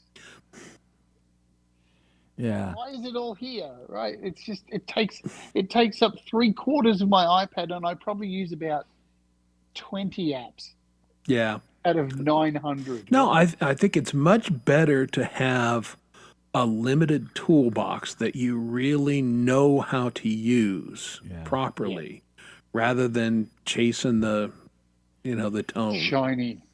Yeah, and it helps that I'm a cheap prick. So, if I'm going to spend money on something, I got to be convinced that I'm going to use it a lot. Yeah. Yeah, I'm the same. It's Yeah. I long for the day before How to App, where I used to go and watch other people's videos and watch them over and over again before I spent that $15 going, well, I've been holding off for like 4 months on that $15. And now I just get sent the codes and it's just like, the kind of joy is gone from it, right? And I think too, like, I like the fundamentals. I want to get back to the fundamentals a little bit. What is compression, man? Because compression's one of those things that sometimes you get through to people with it because it's actually really easy. Yeah. But people's brains go, oh, I get it now. And because they finally clicked in that moment, but then a day later, that lizard brain thing comes back where they've been thinking for way too long, I don't understand compression. So they just lock back into it because they've trained themselves to not understand it. And you get it in the moment and then it's gone again, right? But I think maybe if you understand like its history and why it actually exists and what do you fucking need it? Maybe there's more value in me yelling all the time. Yeah, I think it's kind of like, to me, it's like math is to some people. You say math and suddenly they just fucking go into they vapor lock. a seizure, It's like it's like settle the fuck down. It's like it's not that complicated, for crying out loud. It's only as complicated as you let it be. And it's easy to fall into that, really, to go, oh, I don't understand it.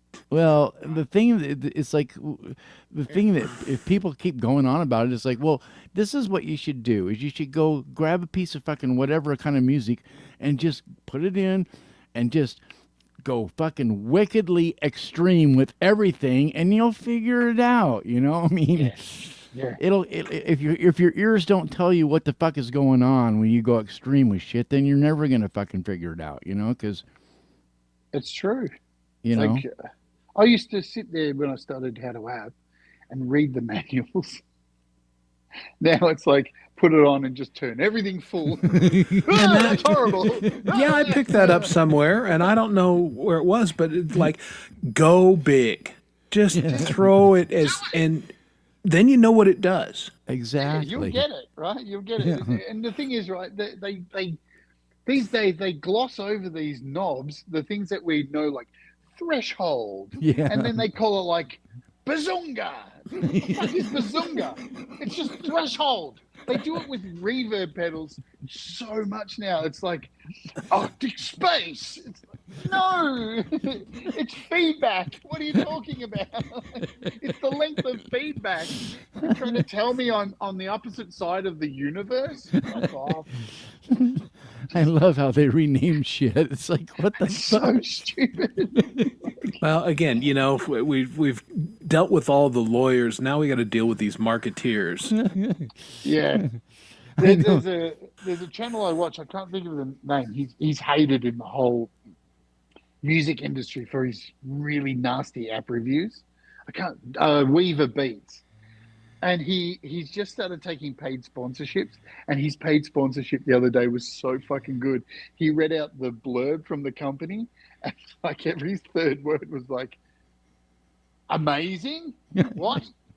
Groundbreaking? Life-changing? Hang on a minute. I haven't grown 3 arms yet. Just took the piss out of the whole thing, and he's getting paid for it, right? But it's true. The spin is ridiculous. It's a fucking reverb. Yeah. The most natural thing on the planet. It's everything. I was in the grocery store the other day, and I shit you not, boys and girls, they had gluten-free meat.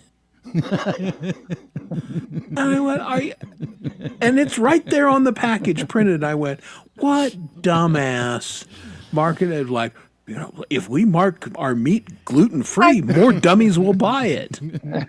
Like, come on. Oh, The spin doctors, they're everywhere, right? Yeah. Everything's spin. It's Everything is spin. You were ridiculous. talking about the keto-friendly antifreeze eater last week or whatever it was. That's right. I only use keto-friendly antifreeze. I'm super excited because we have a new restaurant that just opened up. And tomorrow's the opening day. And they said everything's going to be 50% off tomorrow. And they have cappuccinos. They have everything. Oh, really? But they have like Caesar salads. But I'm like, all right, I'll get a grilled chicken Caesar salad tomorrow. And it's going to be $6 instead of $13. You know, you've just given me a really good idea, you two guys. You've given me a great idea. What about we all go into business and create sugar-free arsenic? There you go. We won't need a complaints department because everybody will be dead. True. No lawsuits. And you'll be in a box. I think I taste sugar. They will put you in a box right away. There's people who would fucking buy that, right? We are. Oh, absolutely. No question. And would be like, oh, I'm going to review it on YouTube. Yeah. Oh man, I just saw that just reminded me. Different topic, but it's kind of the same. An article where a mother, her son was getting bullied in school, and I think it's like 6th grade or something. And the bully would always go up to him at lunch and grab his drink and mock him and drink his drink. So the mother mixed like, I don't know, like vinegar and salt in his drink, and the kid got sick and hospitalized.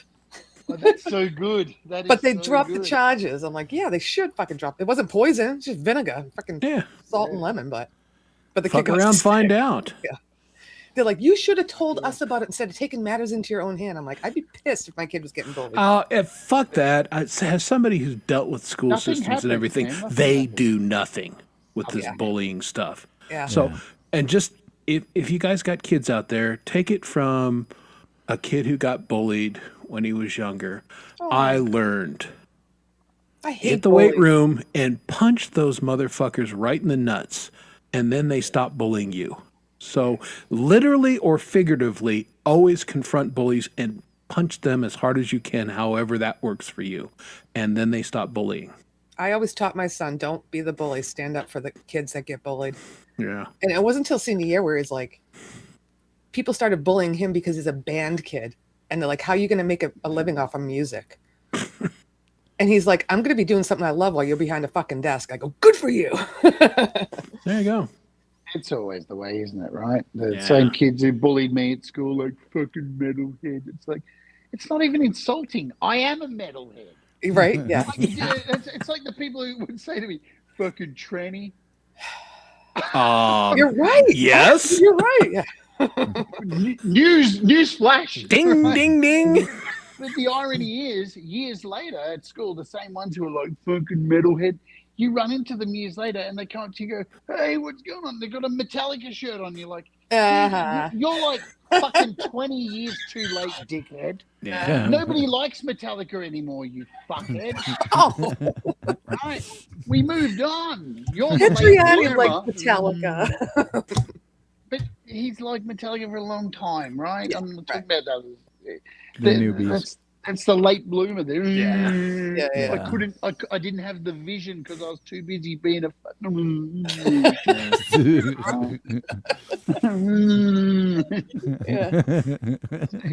I don't say slurs or anything anymore. I just do actions, right? You can't get me for Yeah. High school, what a time, right? Oh, the best times. Hate to be a kid now in high school too. It's, nothing's changed. It sucked back when, and I was in high school a long time ago, boys and girls. It sucked then. It sucks now. It's going to suck in the future. It's just an awkward age. I think the worst part about it now is you go home and it follows you on social media. That's the worst bit, right? Yeah, social media. I don't ever remember really being bullied and stuff when I was in school. I think I really You're just was. bullied now. People call you ma'am. Yeah. I sort of bring that Sir, on ma'am. myself. If I was really worried about that shit, I'd probably cut my hair or something. But Yeah. and quit wearing dresses. But I mean, fuck, I know it's you got the comfortable. wavy hair tonight. You got the wavy look going again tonight.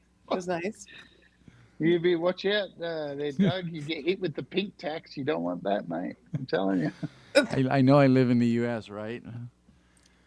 I was saying that today. The hairdresser is like, you know what? If you went out to get this same job done in a venue, you'd sit down and start having a chat with them, like hairdressers do, because that's what they're paid to do. They'd have a chat, find out more about you, and then they'd be like, "Oh, so you're trans?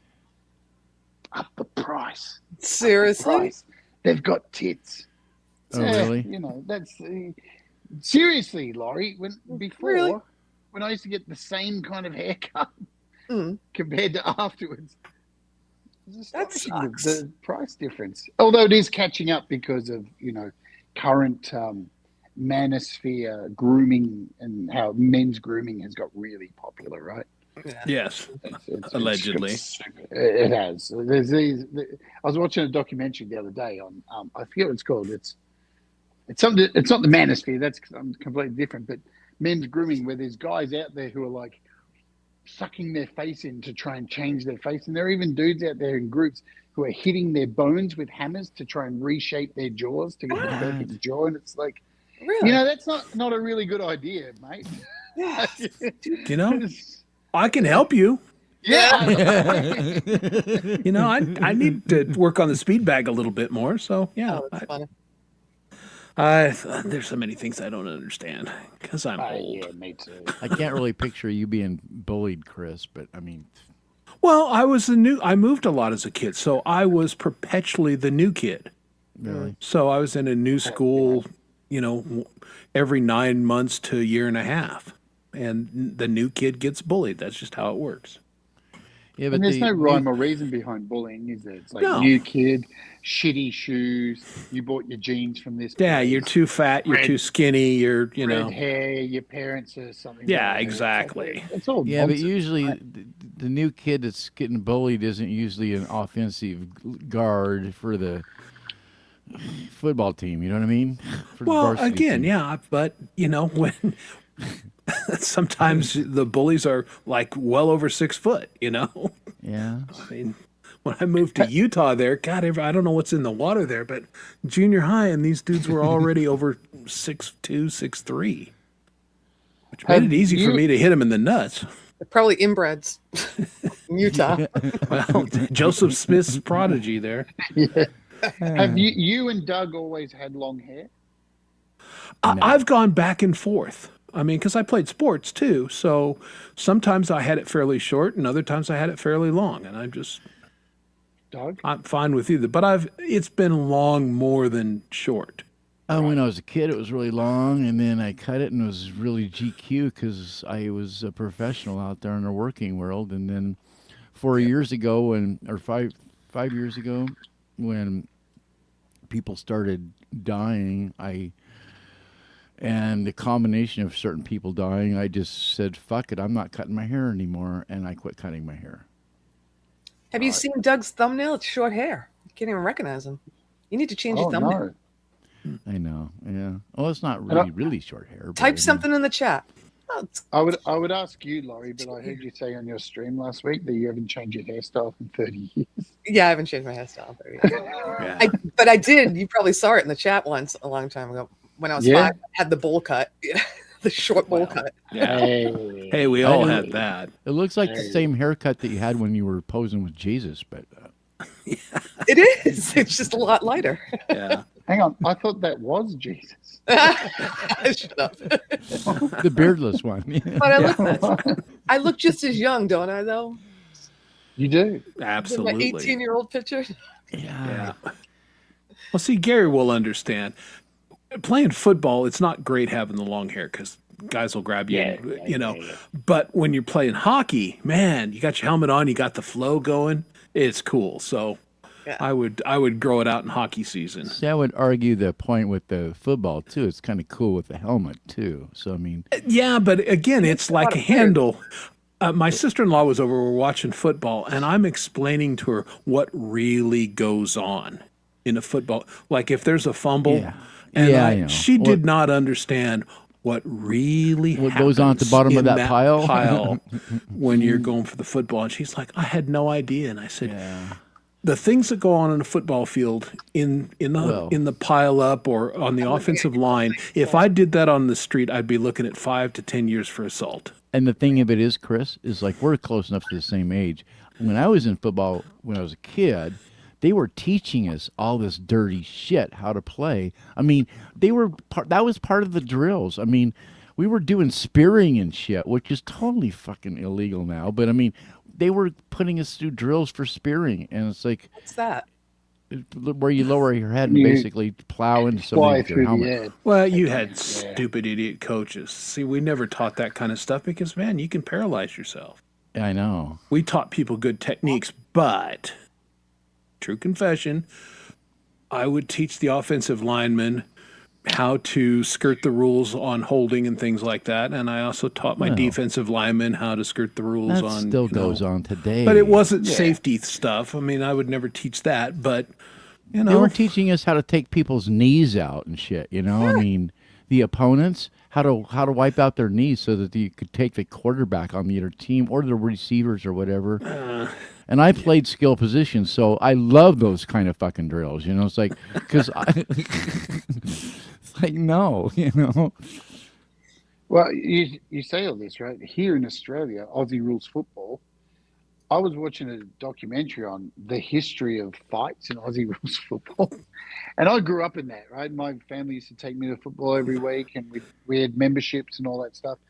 I forgot just how bad Aussie rules football. We had tribunals, right? Because people would just king hit you off the game, just walk up and just fucking knock you out.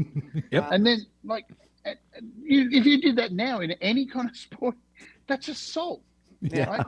And back then, all they'd have to go to the tribunal, which is all run by the sport, and you get 3 weeks out of the game for fucking knocking somebody's fucking head off the ball. oh, Just Aussie, walking up and just elbowing them in the fucking head.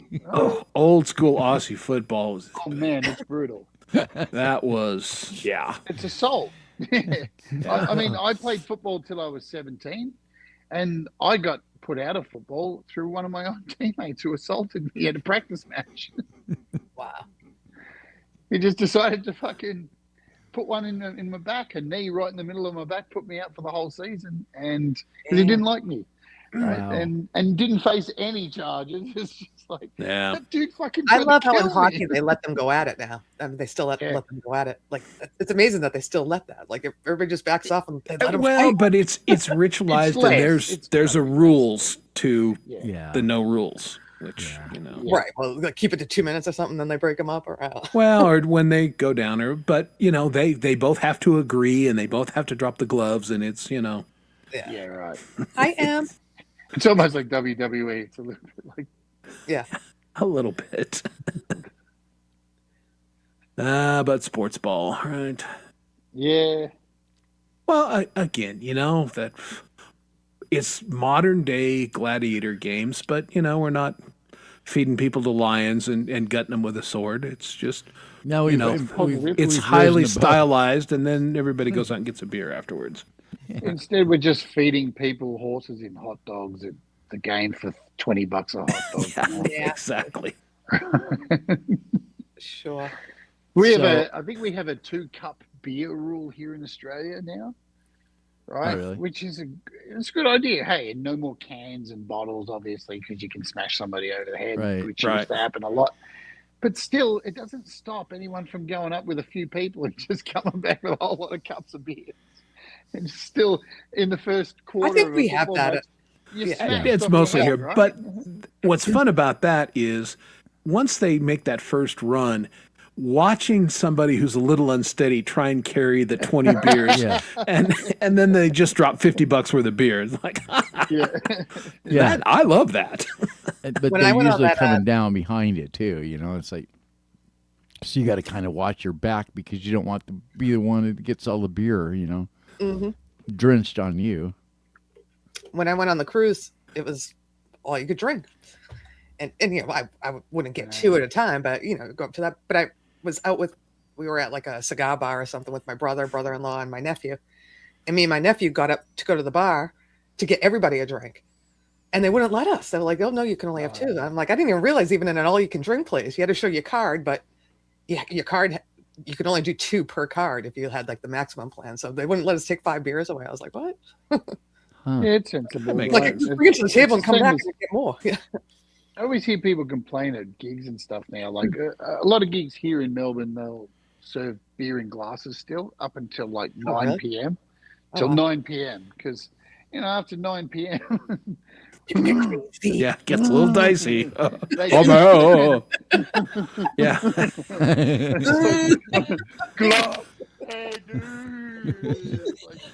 I know some people start drinking at 5. I know it's still 4 hours of drinking. Look, I've worked in pubs a long time and served alcohol. I used to work in this pub in Sydney called Mansions. It was the most renowned for the most violence in New South Wales. Oh, wow. And fucking hell, and everybody who drank there drank rum, because that obviously, right, Bundaberg rum, and when people are drinking rum, man, it just they go mental.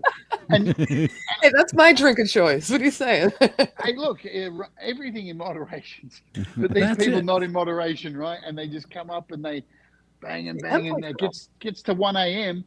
and it just starts one pool cue over the back of someone's head. And it's all on. And it's on. It never helped because all the bouncers were all Maoris and they're all massive and they're edging for it. They're waiting. They're foaming for it every week. Yeah. And because it's full of tourists have no idea what they're doing after a few drinks. And then the Maoris get into them. It's just, They're so it was good. Like looking for for a me, it reason was to punch good them. because the fight goes on, bar service gets closed, we'll go upstairs, do lines of coke. Happy days. Lovely.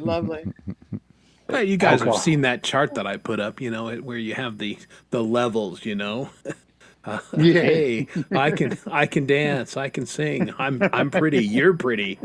I'll fight you. I'll fight a cop, and it just and tasers deployed, At some point it's like, There's got to be, the I'm going to rope myself now. Do you know, I watched a video on this the other day. See, I'm so YouTuber-sized, whatever that is. Uh-huh.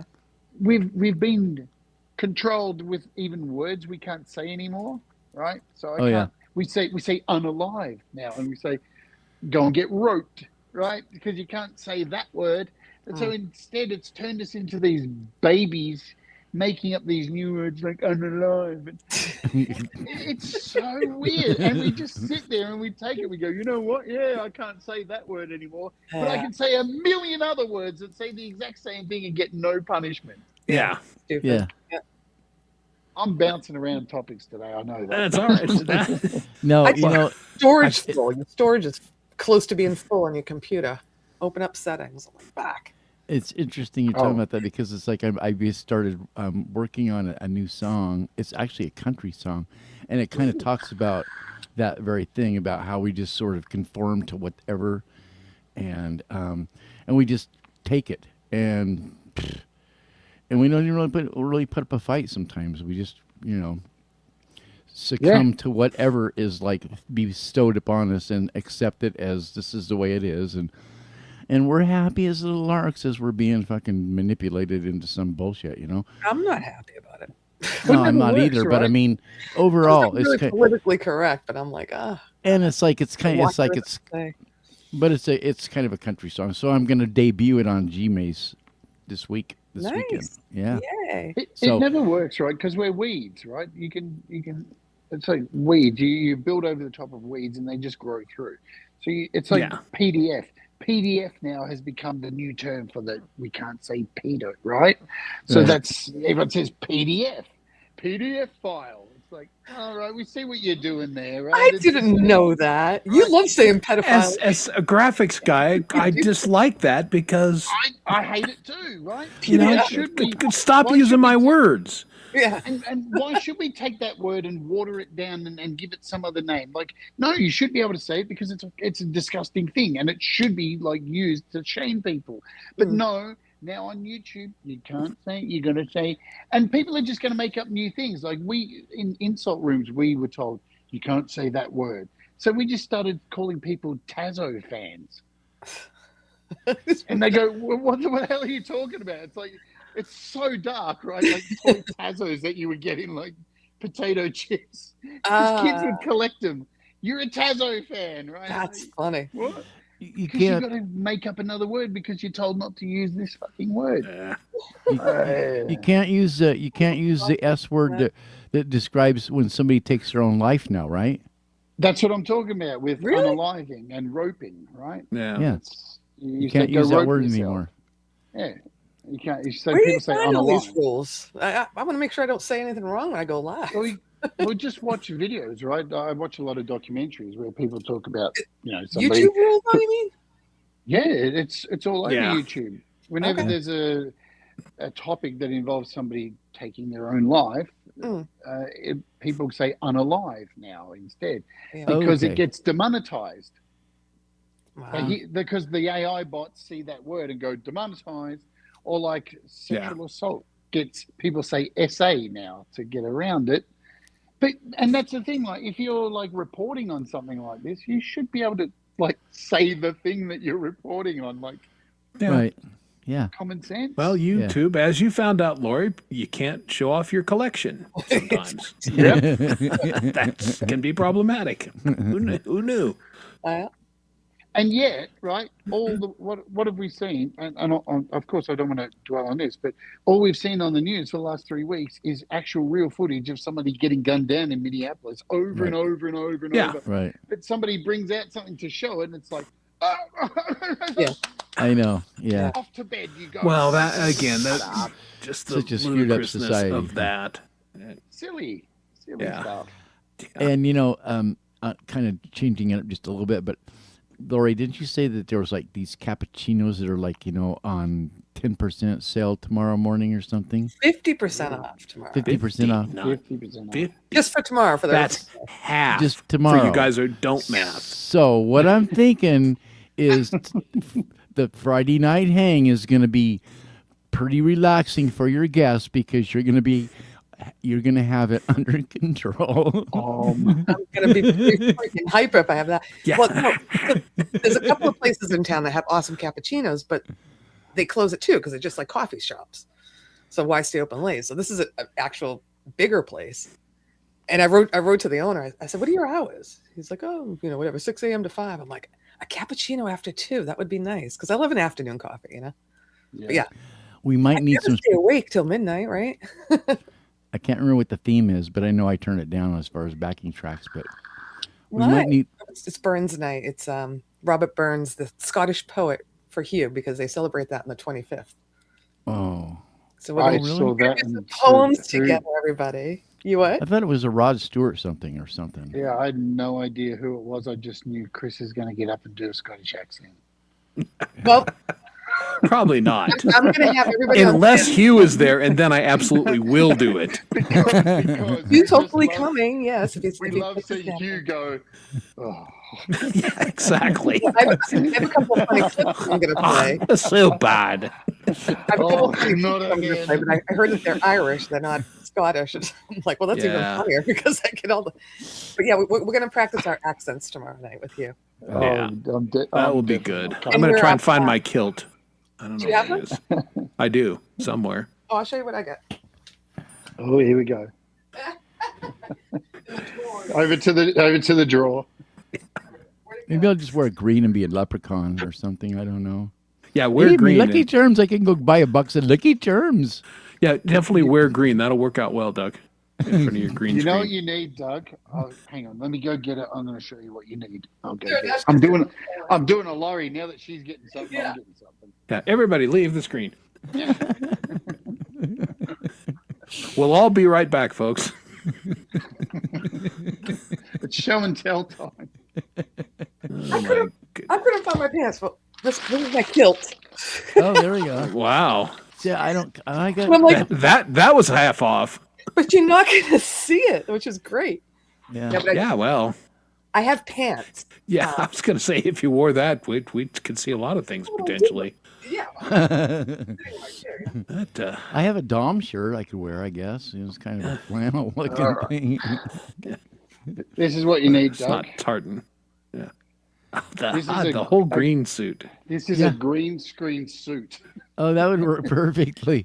I've cut the I eyes actually and thought mouth about out doing of it. that. I thought about getting something like that. It has hands and it has full legs. Yeah. And then Well, you just disappear and you just sit there silent. And then occasionally move. I might have enough material right here behind me. I'm surrounded right now in green, so even though my hands are disappearing and shit, I don't know why that is, but which reminded me today during the interview today, Ron had that microphone. I don't know if you watch it on playback, it's really funny because he has that microphone. It's like this large condenser microphone, and it fucking completely disappeared off the screen. I was laughing. Man, I felt so bad for him today. For some reason, he couldn't hear any of the music being played. I know. Yeah. And the reason is, I know what the reason is. Modern computers, they're all doing it. It's a really great idea. Let's put in our own companies like Azus do it, all of them. Let's put in this AI noise suppression and bury it deep within the system so nobody can find it. When Brad got his new computer, for all of his gigs, he was like, I can never hear the person's guitar who's on, just their vocals. Oh, really? And it took me getting on a stream with him and delving into his computer. It took hours, and then finding this one little setting in this Azus or whatever it was, special thing, and they don't let you delete it. Man, AI. That was a couple weeks ago, right? He had that guest on, and he's like, I can't We hear just him. bought my wife a new computer 2 days ago. So, although Oh, yeah, I saw that. she ain't gonna stream with it, I don't think. But yeah, her old It's like they just want to put the training wheels on everything, right? I know, and I You know hate what? that shit. Stop assisting me. Yeah, exactly. well, no, I don't stop want your helping fucking me. help. You know, Yeah. your help is not any help. I'll look it up and find that if I need to find it, right? Just turn everything off and let me do it. Let me discover something. Let me fucking feel like I've got a brain. I've actually thrown a few fits here right in this room over that same very thing. I just like, and I'm just having this fucking conversation with my computer. I'm just the only one in this house, and I'm screaming at my computer. Just let me fucking do it myself. Stop helping me. But Annoying. AI can help you. You know what? It Hey, never Gordon Lee does. Weaver, what's going on? How are you, man? Gordon.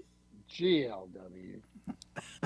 Why can't I see Prison. Gordon? Because I'm on live chat. He's in Dom's chat. Oh, he's in Dom's chat. No wonder. He's so Gordon. hungry, I see so Emperism out there. hungry. Hey, Emp. I actually heard from Dom this week. We chatted a Did little you? bit. Oh, yeah. Yeah, his wife is threatening to come out here on vacation to Colorado. Oh, really? Come on, big boy. Threatening. That's cool. Cool. I just threw my mouth on the floor. Nice. Well, I gotta go. I gotta get off. Oh, you gotta get off. It's 20 past 12 already. My goodness. Yeah. Yeah, that happens. I got some things to do before I go to bed. But hope to see you guys tomorrow. Yeah, I should be there. All right. I'll send out the link. There are things to go here, I think. What the hell is going on? I got to pull up a couple of more things for the show, but yeah, got a few backing tracks and stuff. All right, Right. good. Yeah. See you, Laurie. We'll I'll have be a week watching. of time.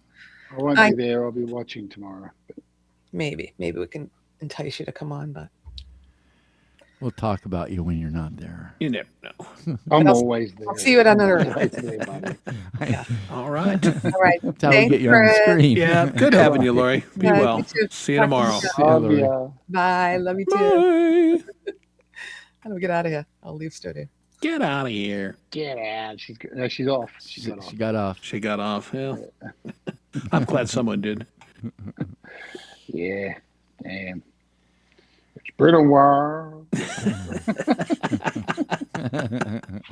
Oh my goodness. Actually, I lie. I do lie. I had a hookup a few weeks ago. Well, good for you.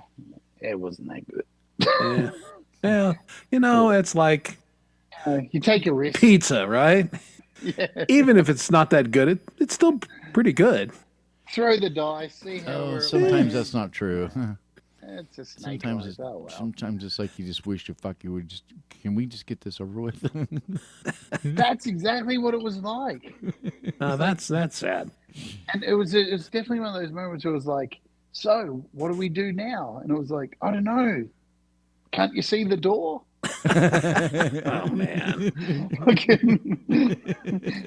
I can hear it calling you. Like, maybe dogs can't hear it. Oh, that was mean. Fortunately, it's been a very long time since I've had that one, but yeah. Yeah, take a risk. Whatever. Yeah, my arm grew back. I actually grew it back. Hey! All right. See, you have one of these suits already. Natural. It's a natural one. I think I wore this once. I'll never worn it on a stream ever again. Yeah. I nearly actually- died in it. I did toy with doing something like that, and I mean, it's bad enough putting a plate on your face for 3 hours. I mean, come on, Again, commit to the bit. We love that. Yeah, I probably suffocate. They'd probably die right on camera and that shit, Is that why we haven't seen Platehead for a while? No, Platehead. I was kind of talking to Leela about this today. Well, actually, I kind of went on my own little rant with her about this. It's like, Platehead is kind of like in the Gladys type of. It only comes out once in a while. Just, and that's good. Yeah, every once in a while it's fantastic. If it's too often, then You kill it. No one cares. too much of any one thing becomes an old battered rag. You know what I mean? And it's Absolutely. like everybody just wants to go to the funeral. And so yeah. And So we I'm so glad you recognized Gladys by calling her an old battered rag, because she really is. Platehead and Gladys are a fucking pair. I mean, really, They should hook up. they should. I mean, they're two birds of a feather in a way. I mean, only could bad things could ever happen. And that's a good thing. Yes. I'm already imagining it. Oh my. Platehead, Gladys, and Juan, the comedy tour of the United States. Juan wanders in. What are you doing? Oh, hello. Would you like a plate of chips, Platehead? Oh, no. I don't want to go there myself. I can still do that voice pretty quick. Could you? Hey, look, it's just crazy enough to work as a television series. Exactly. Holy shit! If people can watch like the documentary on Hulk Hogan and his family, people will watch it. Oh, yeah. They'll watch anything. Yeah. Well, I mean, the Kardashians or what? Yeah. Jesus. Those are a whole grade of different kind of people watching those They are shows. famous for doing a whole lot of fuck all. So. Yeah. I'm not really sure I really want to attract those kind of that kind of an audience. You know what I mean? Those are They're There's loyal. that. Yeah. yeah, and they stalk with those kind of audience come stalkers. So True. although Platehead is kind of a stalker,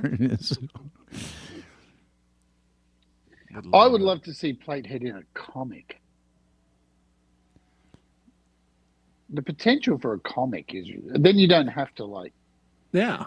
suffocate for your art.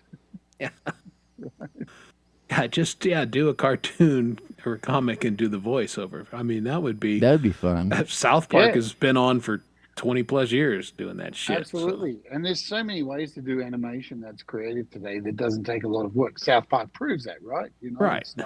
It's never really, when they have done wilder stuff, it didn't really change the humor. Yeah. They can quite easily go back to how they've always been. Yeah. I mean, the example of it is there's been a comic book in Japan for years, and I can't say the word, but we'll say grape man, right? So again, I'm doing the YouTube thing. I can't say the real word, so we'll put a G in front of it. But if a character like Grape Man can exist, you know, and his whole thing is, I'm here to hurt women. I'm here to squish some grapes. A dude with a plate on his head in crazy hijinks. Yeah. Yeah. Potentially even PG-13. With a moral of the story each week. Right? Yeah, well, And a whodunit like Scooby-Doo. Perfect. yeah, well, as soon as you throw Gladys in there with the dildo microphone, things get kind of Well, listen, I don't know how I got away with that on YouTube. But I got away with it twice. I know, I was fucking dying. Because you were so, I mean, Gladys was so earnest about it. That's what sold the whole bit. Look, Coldy was cracking me up with it because that thing is way too gelatinous looking. Out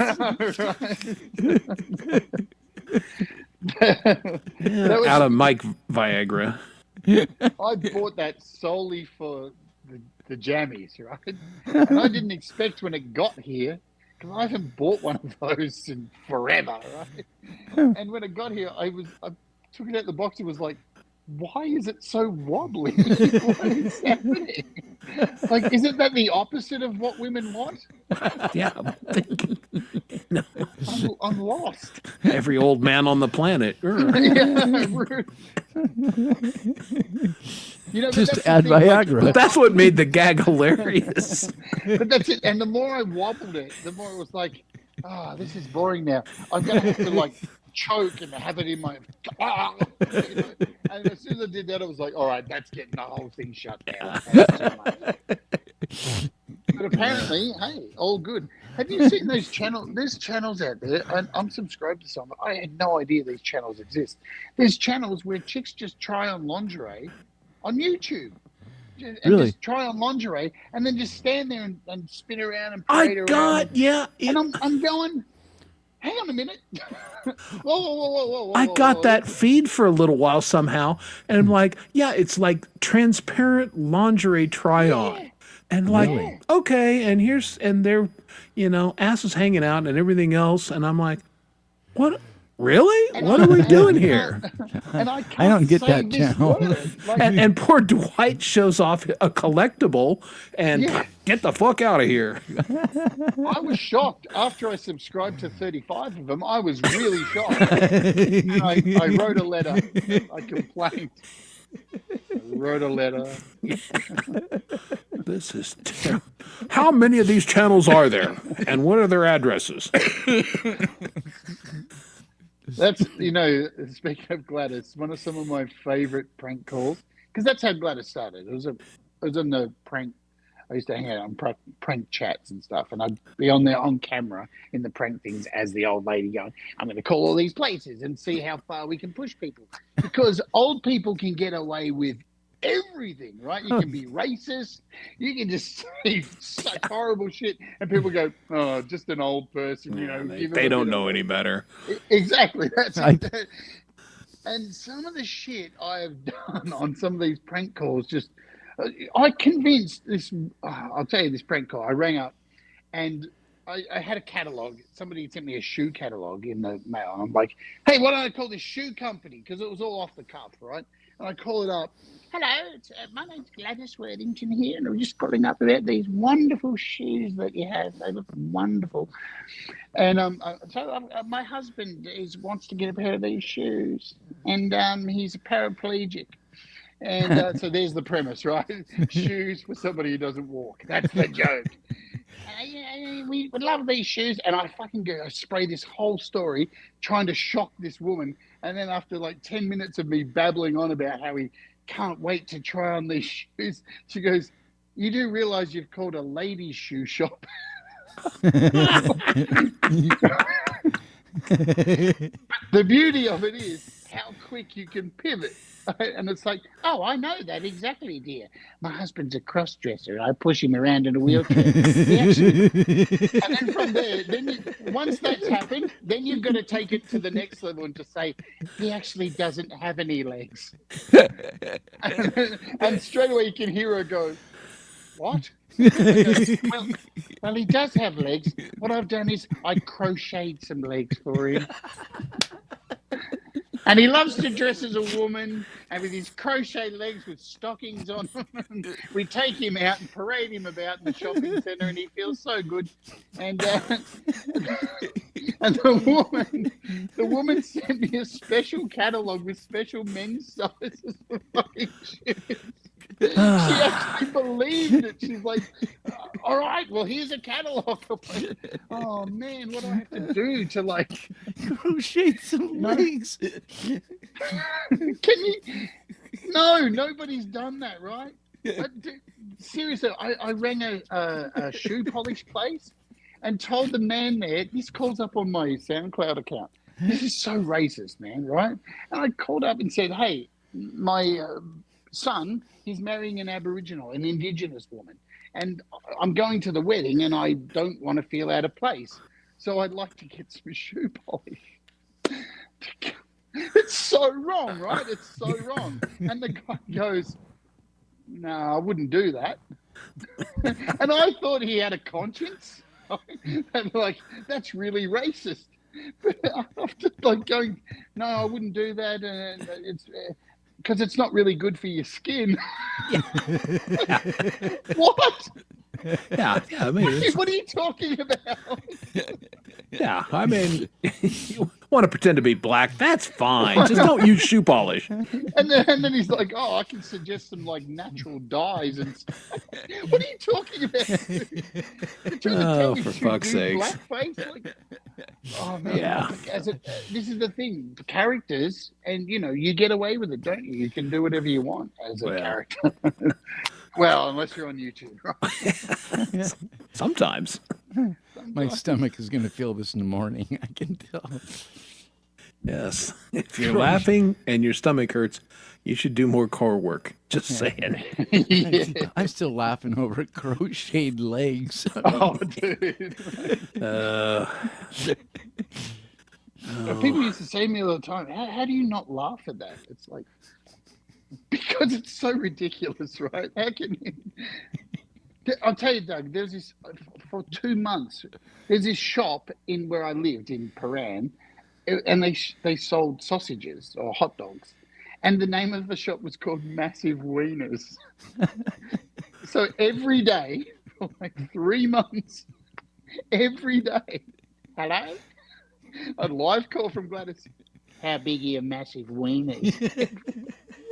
And the guy ended up changing his phone number to a mobile number. He got so sick of it. And then I got his mobile number and would just start calling him every time of the day. I'm still after that massive wiener. Stop calling me, lady.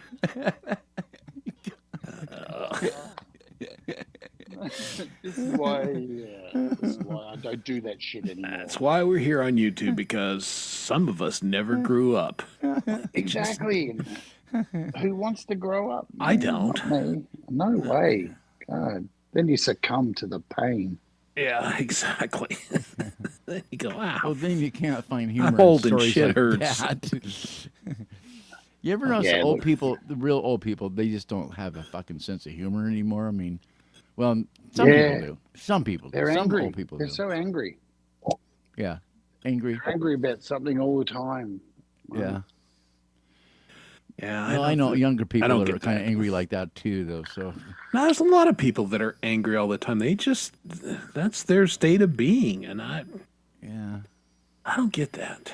I think they've been programmed to believe that's that's the case. That's where we are at the moment. Keep Yeah. everybody angry. Keep everybody at each other's throats. you know what though? I think one of the things that we do have going for us, that a lot of people don't have, is we have an escape, and we call it music. Yeah. Yes. And that really, for me, if it wasn't for music, I think I'd go fucking insane. You know, in the world we live in. Yeah. Yeah. Because I can just jump in and kind of lose myself in what's going on and not watch the news for like a week and a half, which is very common around here. I don't watch the news hardly ever at all because I hate it. It's just bullshit. It just pisses me off, and I get my blood pressure goes up and I just want to start, becoming violent. And so, I can't watch the news. So Yeah. I write country songs about how pissed off I am. That's my latest thing. I don't write country songs all the time. I write all kinds of songs, but but the latest. The news is in a bad way. Yeah. When they don't even give you the story of the duck riding the skateboard to close the show. No, Remember, exactly. there was always at least that. It was like, and the spotted duck rides a skateboard through fucking Geraldine Shopping Centre, and everybody loves him. And it's like, oh, yeah. Now that's gone. Fuck off. What do they call that? No suit for you. The humanity stories or whatever they call it. The human interest. Human interest stories. Here. Yeah. The stuff that makes you go, oh, there's one person in the world that's not a total piece of shit. They open it up. They open the news up with you taking a shit, and they close it with flushing it, and that's just about how the news that is true. Look, that's one of the things I'm unhappy with Apple about, like that I get angry about, is that their whole marketing used to be about, hey, look at what these things do for this person, and you kind of felt like, I'm that person. Oh, I know somebody who's that person, and it wasn't just. And then they talk about numbers, right? But you weren't a number. Now it's just like, we've sold 100 gazillion phones to people and iPads. And you go, all right, so that just takes away all the humanity out of it, because it used to be, here's Peter who had his legs decapitated again, and now has crocheted legs. Remember, the last 10 years, Apple's been run by a bean counter. And that's the way bean counters think. And exactly. Well, but he did do it for a long time. He did carry the Steve Jobs torch of that, and then he ran out of things to do on the Steve Jobs list that he had left behind. And two, then the marketing part of it extends way beyond. I mean, it's like you buy something, right? Like, I just got him buying something today, and it's like, so I buy it, and it's like to unlock the fucking thing and all this other horse shit, and then you got to go and all these password things that you got to go through and blah blah blah blah blah, and you go to go through it, and pretty soon you're back to square one, and you're trying to sell you the fucking product that you just bought, and it's like, we're going in this vicious circle. I need to get out of this fucking circle. I've already bought the product, and you're trying to sell it to me again, and it's like, no, I don't want to add it to my cart. My cart has already been filled, and I just want to download the fucking product. And so you go play this game. I mean, it took me like 2.5 hours to finally get it all figured out to where it's like everything was finally get the product, downloaded and shit. But it's like it goes back to, and I've noticed this with other products too. It's like you buy the thing, and the next thing you know, they're back to square one, and they're trying to sell you more shit. And it's like, I've already bought the fucking thing. It's like, leave me alone and just help me. Just let me use it. Just let me. Well, Apple, we'd open talking about creativity, and once upon a time, Apple really, that was their message, that this is going to help you unlock your creativity and do all of these things, and they've really drifted away from that message, which is unfortunate, because the product still is great about helping you unleash your creativity. Yes. But they just, again, probably, I don't know if it's the marketing people, I don't know if it's Cook or whatever, but they've just kind of lost the narrative in that, and it's unfortunate. There's a reason why when I worked at American Express, they would send so many companies to American Express just to come and sit in on how we did things. And when I first started work there, I got into the culture and was like, oh, this is a load of bullshit, isn't it? What the fuck is it? But the longer you work there, you start to see some of the mantras that they're talking about make sense. Like if you provide a feature, you just don't rattle off features. You say, here's a feature and here's how it applies to you. Yeah. Right? Because features have benefits. Right? This is the thing. That's why it's a feature.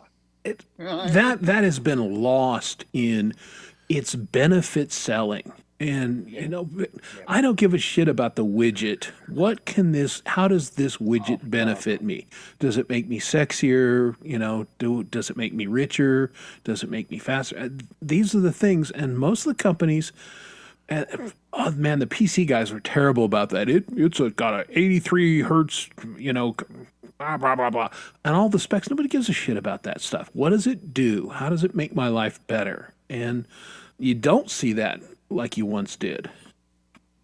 Well, that's Well, I the care thing about- with Apple chased Android because people who were on Android went, I don't like Apple because it doesn't have widgets. And people with Apple were like, what's a widget? Right. And then Apple were like, well, we got to get those people over from Android. So we got to eventually put widgets on the fucking phone. It's like, no, that's what defined the difference. Yeah. You understand? And I still don't know okay, what a widget is. Like, I don't need a big block taking up half my fucking phone with the weather on it. Like, it's on my lock screen, you idiots. And I don't care if somebody on Android doesn't like iOS. That's their problem. I don't give a fuck about Android. It's so much so I don't even know how it works. And I'm certainly not going to go after somebody and tell them, oh, I don't like Android. Who gives a shit? But that's what Apple did. They focused on the things that, because people, the pundits would always go, but Android had this 2 years ago. So who cares? Whenever you listen to the pundits in anything, Yeah. you've lost the narrative. Sorry. Pundits just get paid to just say stupid shit. It's the same with listening, because I watch a lot of Apple, channels. Sure. And they're all shills, man. No matter Yeah. what, they just spin it every time as like, yeah, I'm not sure about it, but it's Apple, so it's a magical. And I did that show on that new creative thing when it came out, and I shat on it for 30 minutes. And Yeah. some people got really upset with me, and it's like, I don't give a fuck if that's a thing that gets you upset in this world, when with everything else that's going on. Well, I've used Apple products for decades, but I am not an Apple fanboy. They, a lot of shit that they do, I'm like, what the fuck, boys? There's no Apple stuff here. I just live in the Apple state is all. Yeah, well, I'm still just blown away that I can hold a piece of fucking glass in my hand and it's a computer. yeah, It's still pretty wild. It still blows my mind, right? I sit on an airplane and go, holy fuck, we're flying. Yeah. And I'm on a piece of glass talking to somebody. Yeah. What? It's that's magical. it is. That's crazy shit. Yeah, it But really nah, is. it's got to have a widget on it or it's shit. Okay, fair enough. Whatever. Well, I went from an actual flip phone, to a basic iPhone. So, Me too. I went from rubbing sticks together in a cave to having a tank and a Ferrari. So, I'm doing great. It was amazing. I went from a Motorola Flip to the first iPhone, and I'll never forget. I played with it day in and day out, just swiping back and forward and pinching the zoom, going, "It's voodoo." What is happening? Well, both my was. kids had them, and of course I'm carrying around this old, and I think it was Motorola flip phone. I charged it once every probably 4 weeks. The battery lasted forever because it wasn't a smartphone. It didn't do anything other than make phone calls, but finally when I opened it one time and then I had two halves of it. I guess I got to upgrade my phone. And, both the fellows went, God, get an iPhone. You'll just trust us. And I'm like, all right. So I did. And, it was cool. Now, my wife's got an Android because she's like, oh, I don't want to have an iPhone. Well, okay, don't. I don't give a shit. Yeah, have at it. Like, it's a phone. Yeah, it's a phone. I call people on it. I get texts and I play games. Yeah. I have an Android, and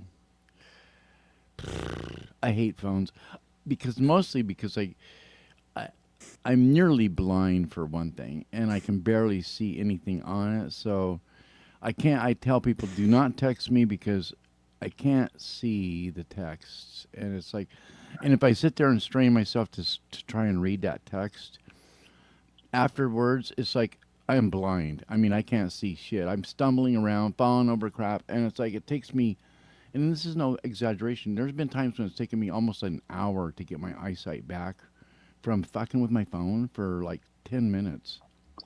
And it's just like, Yeah, Yeah. that maybe. that may be, Doug's looking at it just not very long in the future of them taking my driver's license away and me not being able to drive anymore because I'm almost blind. That's not good. I know. It kind of comes with the territory. Yeah, well, It sucks. it's helpful to be able to see and drive. Yeah. Well, I told you. When I was having the double vision, it was not ideal to drive with one eye closed. I told you the Mr. Magoo story the other day, didn't I? Yeah, yeah, you did. I mean, every green light I was just hitting. And then after I got done with it, I was like, were they really all green or was it just my imagination? And I was just like running red lights and everything else, just happy as a lark going through traffic and people are skidding on brakes. And yeah. You have to know Mr. Magoo to understand that one. And that's an old cartoon for. Oh, Mr. Magoo. Yeah. Oh, Magoo, Yeah, I you've done it realized- again. I realized how old I was today when the hairdresser was there. He's like, "Oh, let me show you this thing on my phone." And I said this. I'm so embarrassed. Let me put my eyes on. Oh no, I said it. I said it. Yeah, No. it happens. Ah, my eyes are on. What the hell? Like, yeah. Once your eyesight starts to go, fuck, does it go quick? Yeah. I know. Well, It just I had 2015 continues. vision my entire life, and then I hit 59, and then it was 2020, and and I'm bitching.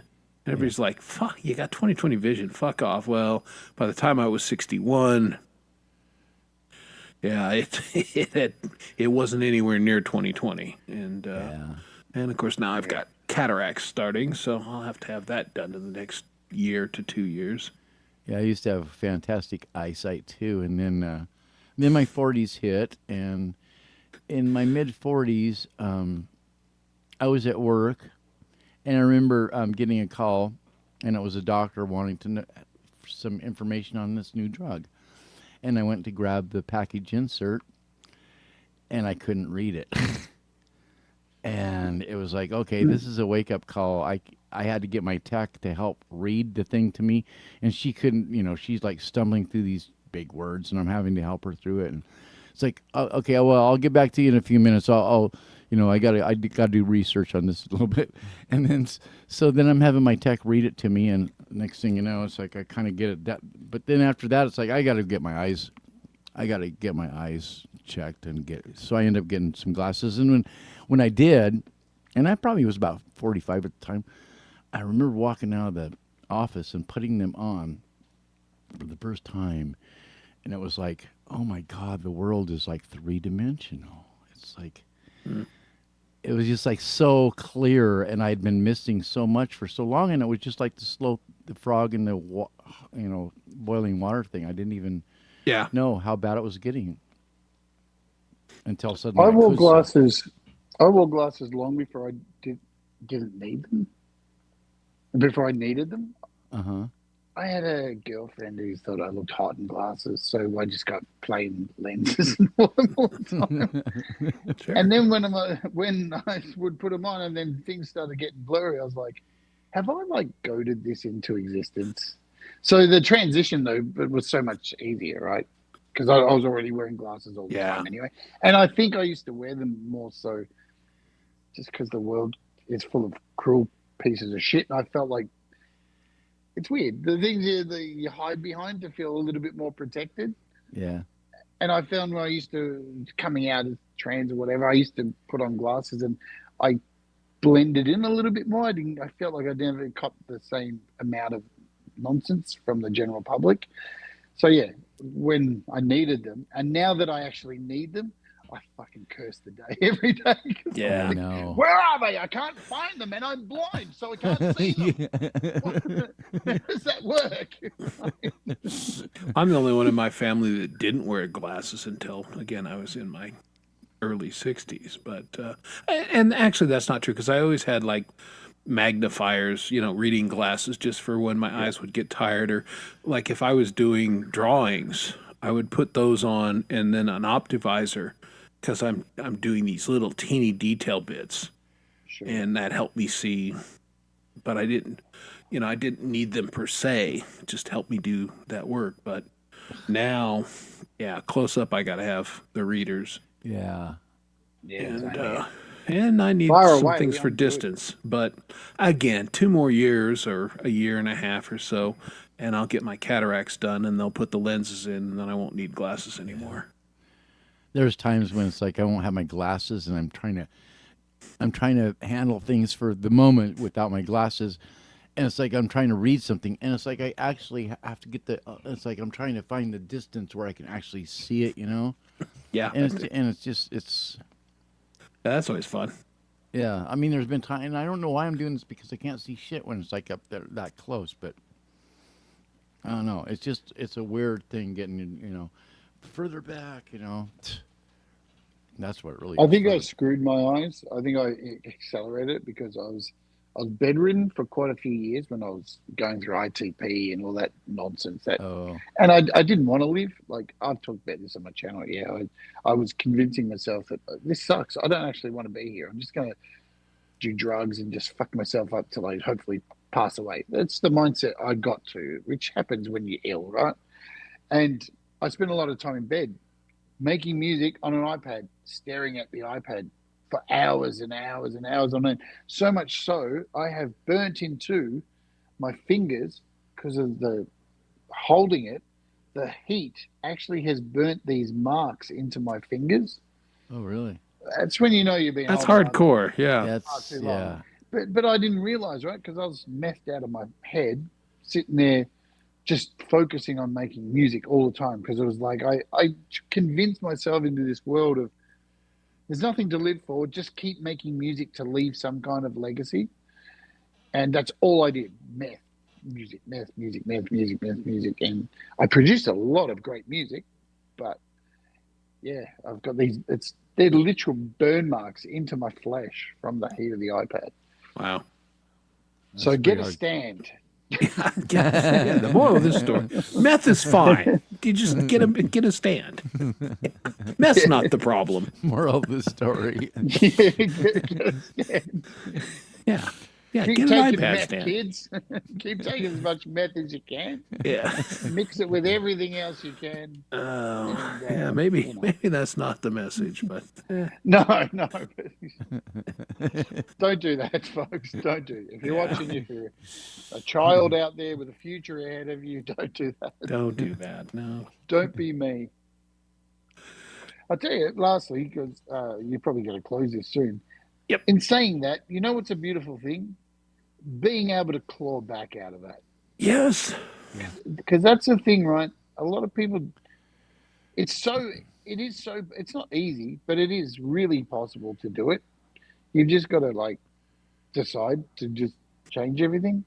Yeah. I was talking with Ale Gratilla yesterday. We had a conversation about this, how, I think sometimes we look back at ourselves, and I'm so guilty of this. I look back at who I was 15 years ago, and still I don't look like that anymore due to certain things.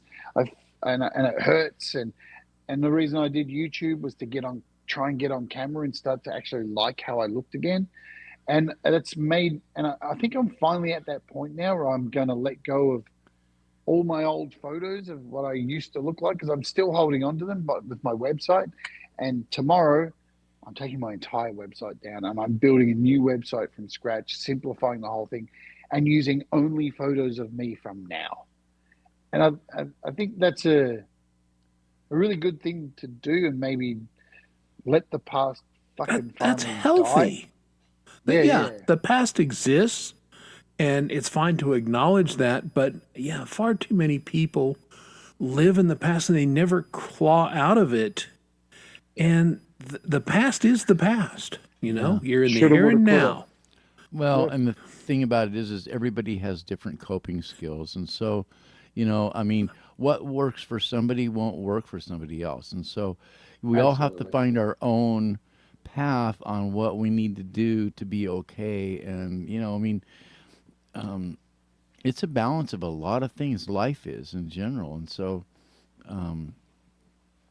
And no path, and that's why it really irritates me when somebody thinks that they have the right to tell somebody else how they should be living their life. It's like, Yeah. how can you even say that? Because you don't live that life. That's not your life to live. And so you can't be judging and telling that person how they should be living their life because it doesn't meet your expectations, because fuck your expectations. You know what I mean?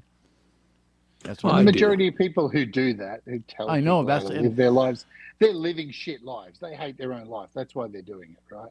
Yeah. I need to project myself on. You've got to be like this. Well, even that's the though thing. There's far too I'm much. really depressed. Yeah. And the the thing about projection it- is garbage. And the thing about it is, when we start realizing that there's beauty in diversity, and there's gold in diversity, there's magic in diversity, there's so much good things in diversity that that's the problem. It's like people don't, they're locked into this little tiny fucking box, which you brought up at the very beginning of this whole thing, Jade. Box, another fucking box. You know, it's like, Living in boxes, man. break out of the box and see for, life is much too short to get all tweaked out about shit that's, how is that hurting you, type thing. Yeah. Well, my coping mechanism is a ham sandwich and a glass of whiskey. Whatever works for you, buddy. That would not work for me. Simple. Keep it simple. Keep it. Right? I'm a simple guy, Yeah. Yeah, that sounds like a nasty combination, but hey, that works for you, not for me. So, A good ham sandwich is good. Yeah. But unless I have turkey. Turkey's Change my whiskey. I don't know about the whiskey part. I think I would go for milk over whiskey, but that's me. It's like this thing, Doug. Whenever you tell someone something, I can't tell you how many. I don't like peanut butter. Right? It's out there, right? Okay. Yeah. But then there's always this question after it. Oh, come on. You got to like peanut butter. No, you don't have to. Hang on a minute. Whoa. And then it's normally followed by this. Always. Somebody's got peanut butter and it's on a spoon, and then they have to come up to you and put it in front of your face and go, go on. And it's like, hey, fuckhead. Why do I people just do told you that? I don't like it. Why would you like? Hey, if you told me I don't like feces, I'm not going to shit my hand and rub it in your face. Hey, this tastes like shit. Here, try it. I'll never understand it, right? When I hear people say things they don't like, I make a mental note to go, never offer them that. But there's this group who just go, you know what? You don't like it. Let me shove it in your face. Oh, please. What went wrong? What did you get dropped on your head and now you're that? I guess. Who knows? People, right? People. Yeah. People are interesting creatures.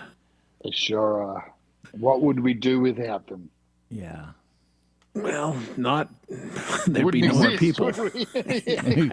We wouldn't be having this conversation right now. There you go. We'd be dinosaurs. Yeah.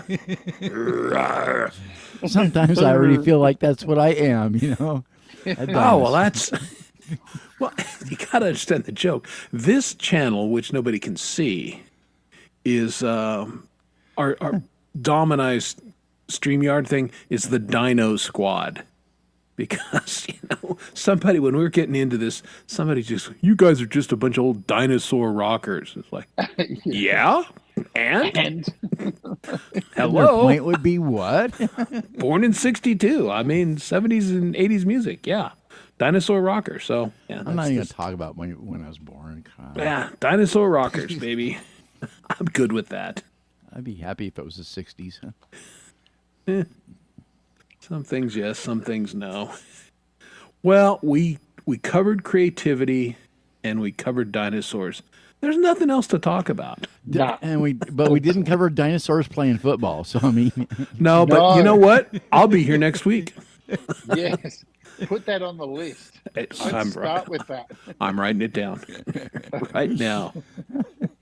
No, Thanks, it's cool. Chris, for creating this hang each. Yeah, I this is love fun. coming on here now. You know what? I love having you folks on because it's, we can just, I never have an agenda. I don't ever know what we're going to talk about. And, we just talk about things that come up and that interest us as creatives. So the hilarious part is like half the time I forget that we're even live. Like I know, right? I know. well, that was the basis of this entire show. Dom and I just sitting around shooting the shit. And we were doing it and we went, we might as well go live. Yeah. And the show, that's what it's been ever since. So, Oh, those shows are normally popular, right? There's a lot of room for that content. yeah, There's exactly. Been a couple times tonight that I've had to go. Oh, we're not backstage. They're here. No, this really I is a keep show. looking up at the chat just to make sure that we're live. Yeah. Because I don't have chat on my phone, right? Yeah, indeed. And Hey, I you know want to the thank worst- everybody in the chat for being here. You guys make the show with your cool comments, and I appreciate you guys each and every week. I think I will leave us with a song from Adorable. Oh, hey, there's Jade. That's how I've been frozen for the whole time I've been Yeah, on here on the how TV, nice. looking at that. Like, Jesus. Anyway, Yeah, sorry. we're gonna do Adorable We're gonna do Anarchy. Who's if you guys know Glenn Campbell's Wichita Lineman, I love yeah. this song. And she does a version of it, so we're going to go out tonight with Adorable Anarchy's Wichita Lineman cover. Thanks for being here, everybody, and we will see you all next week. Be well. See you later.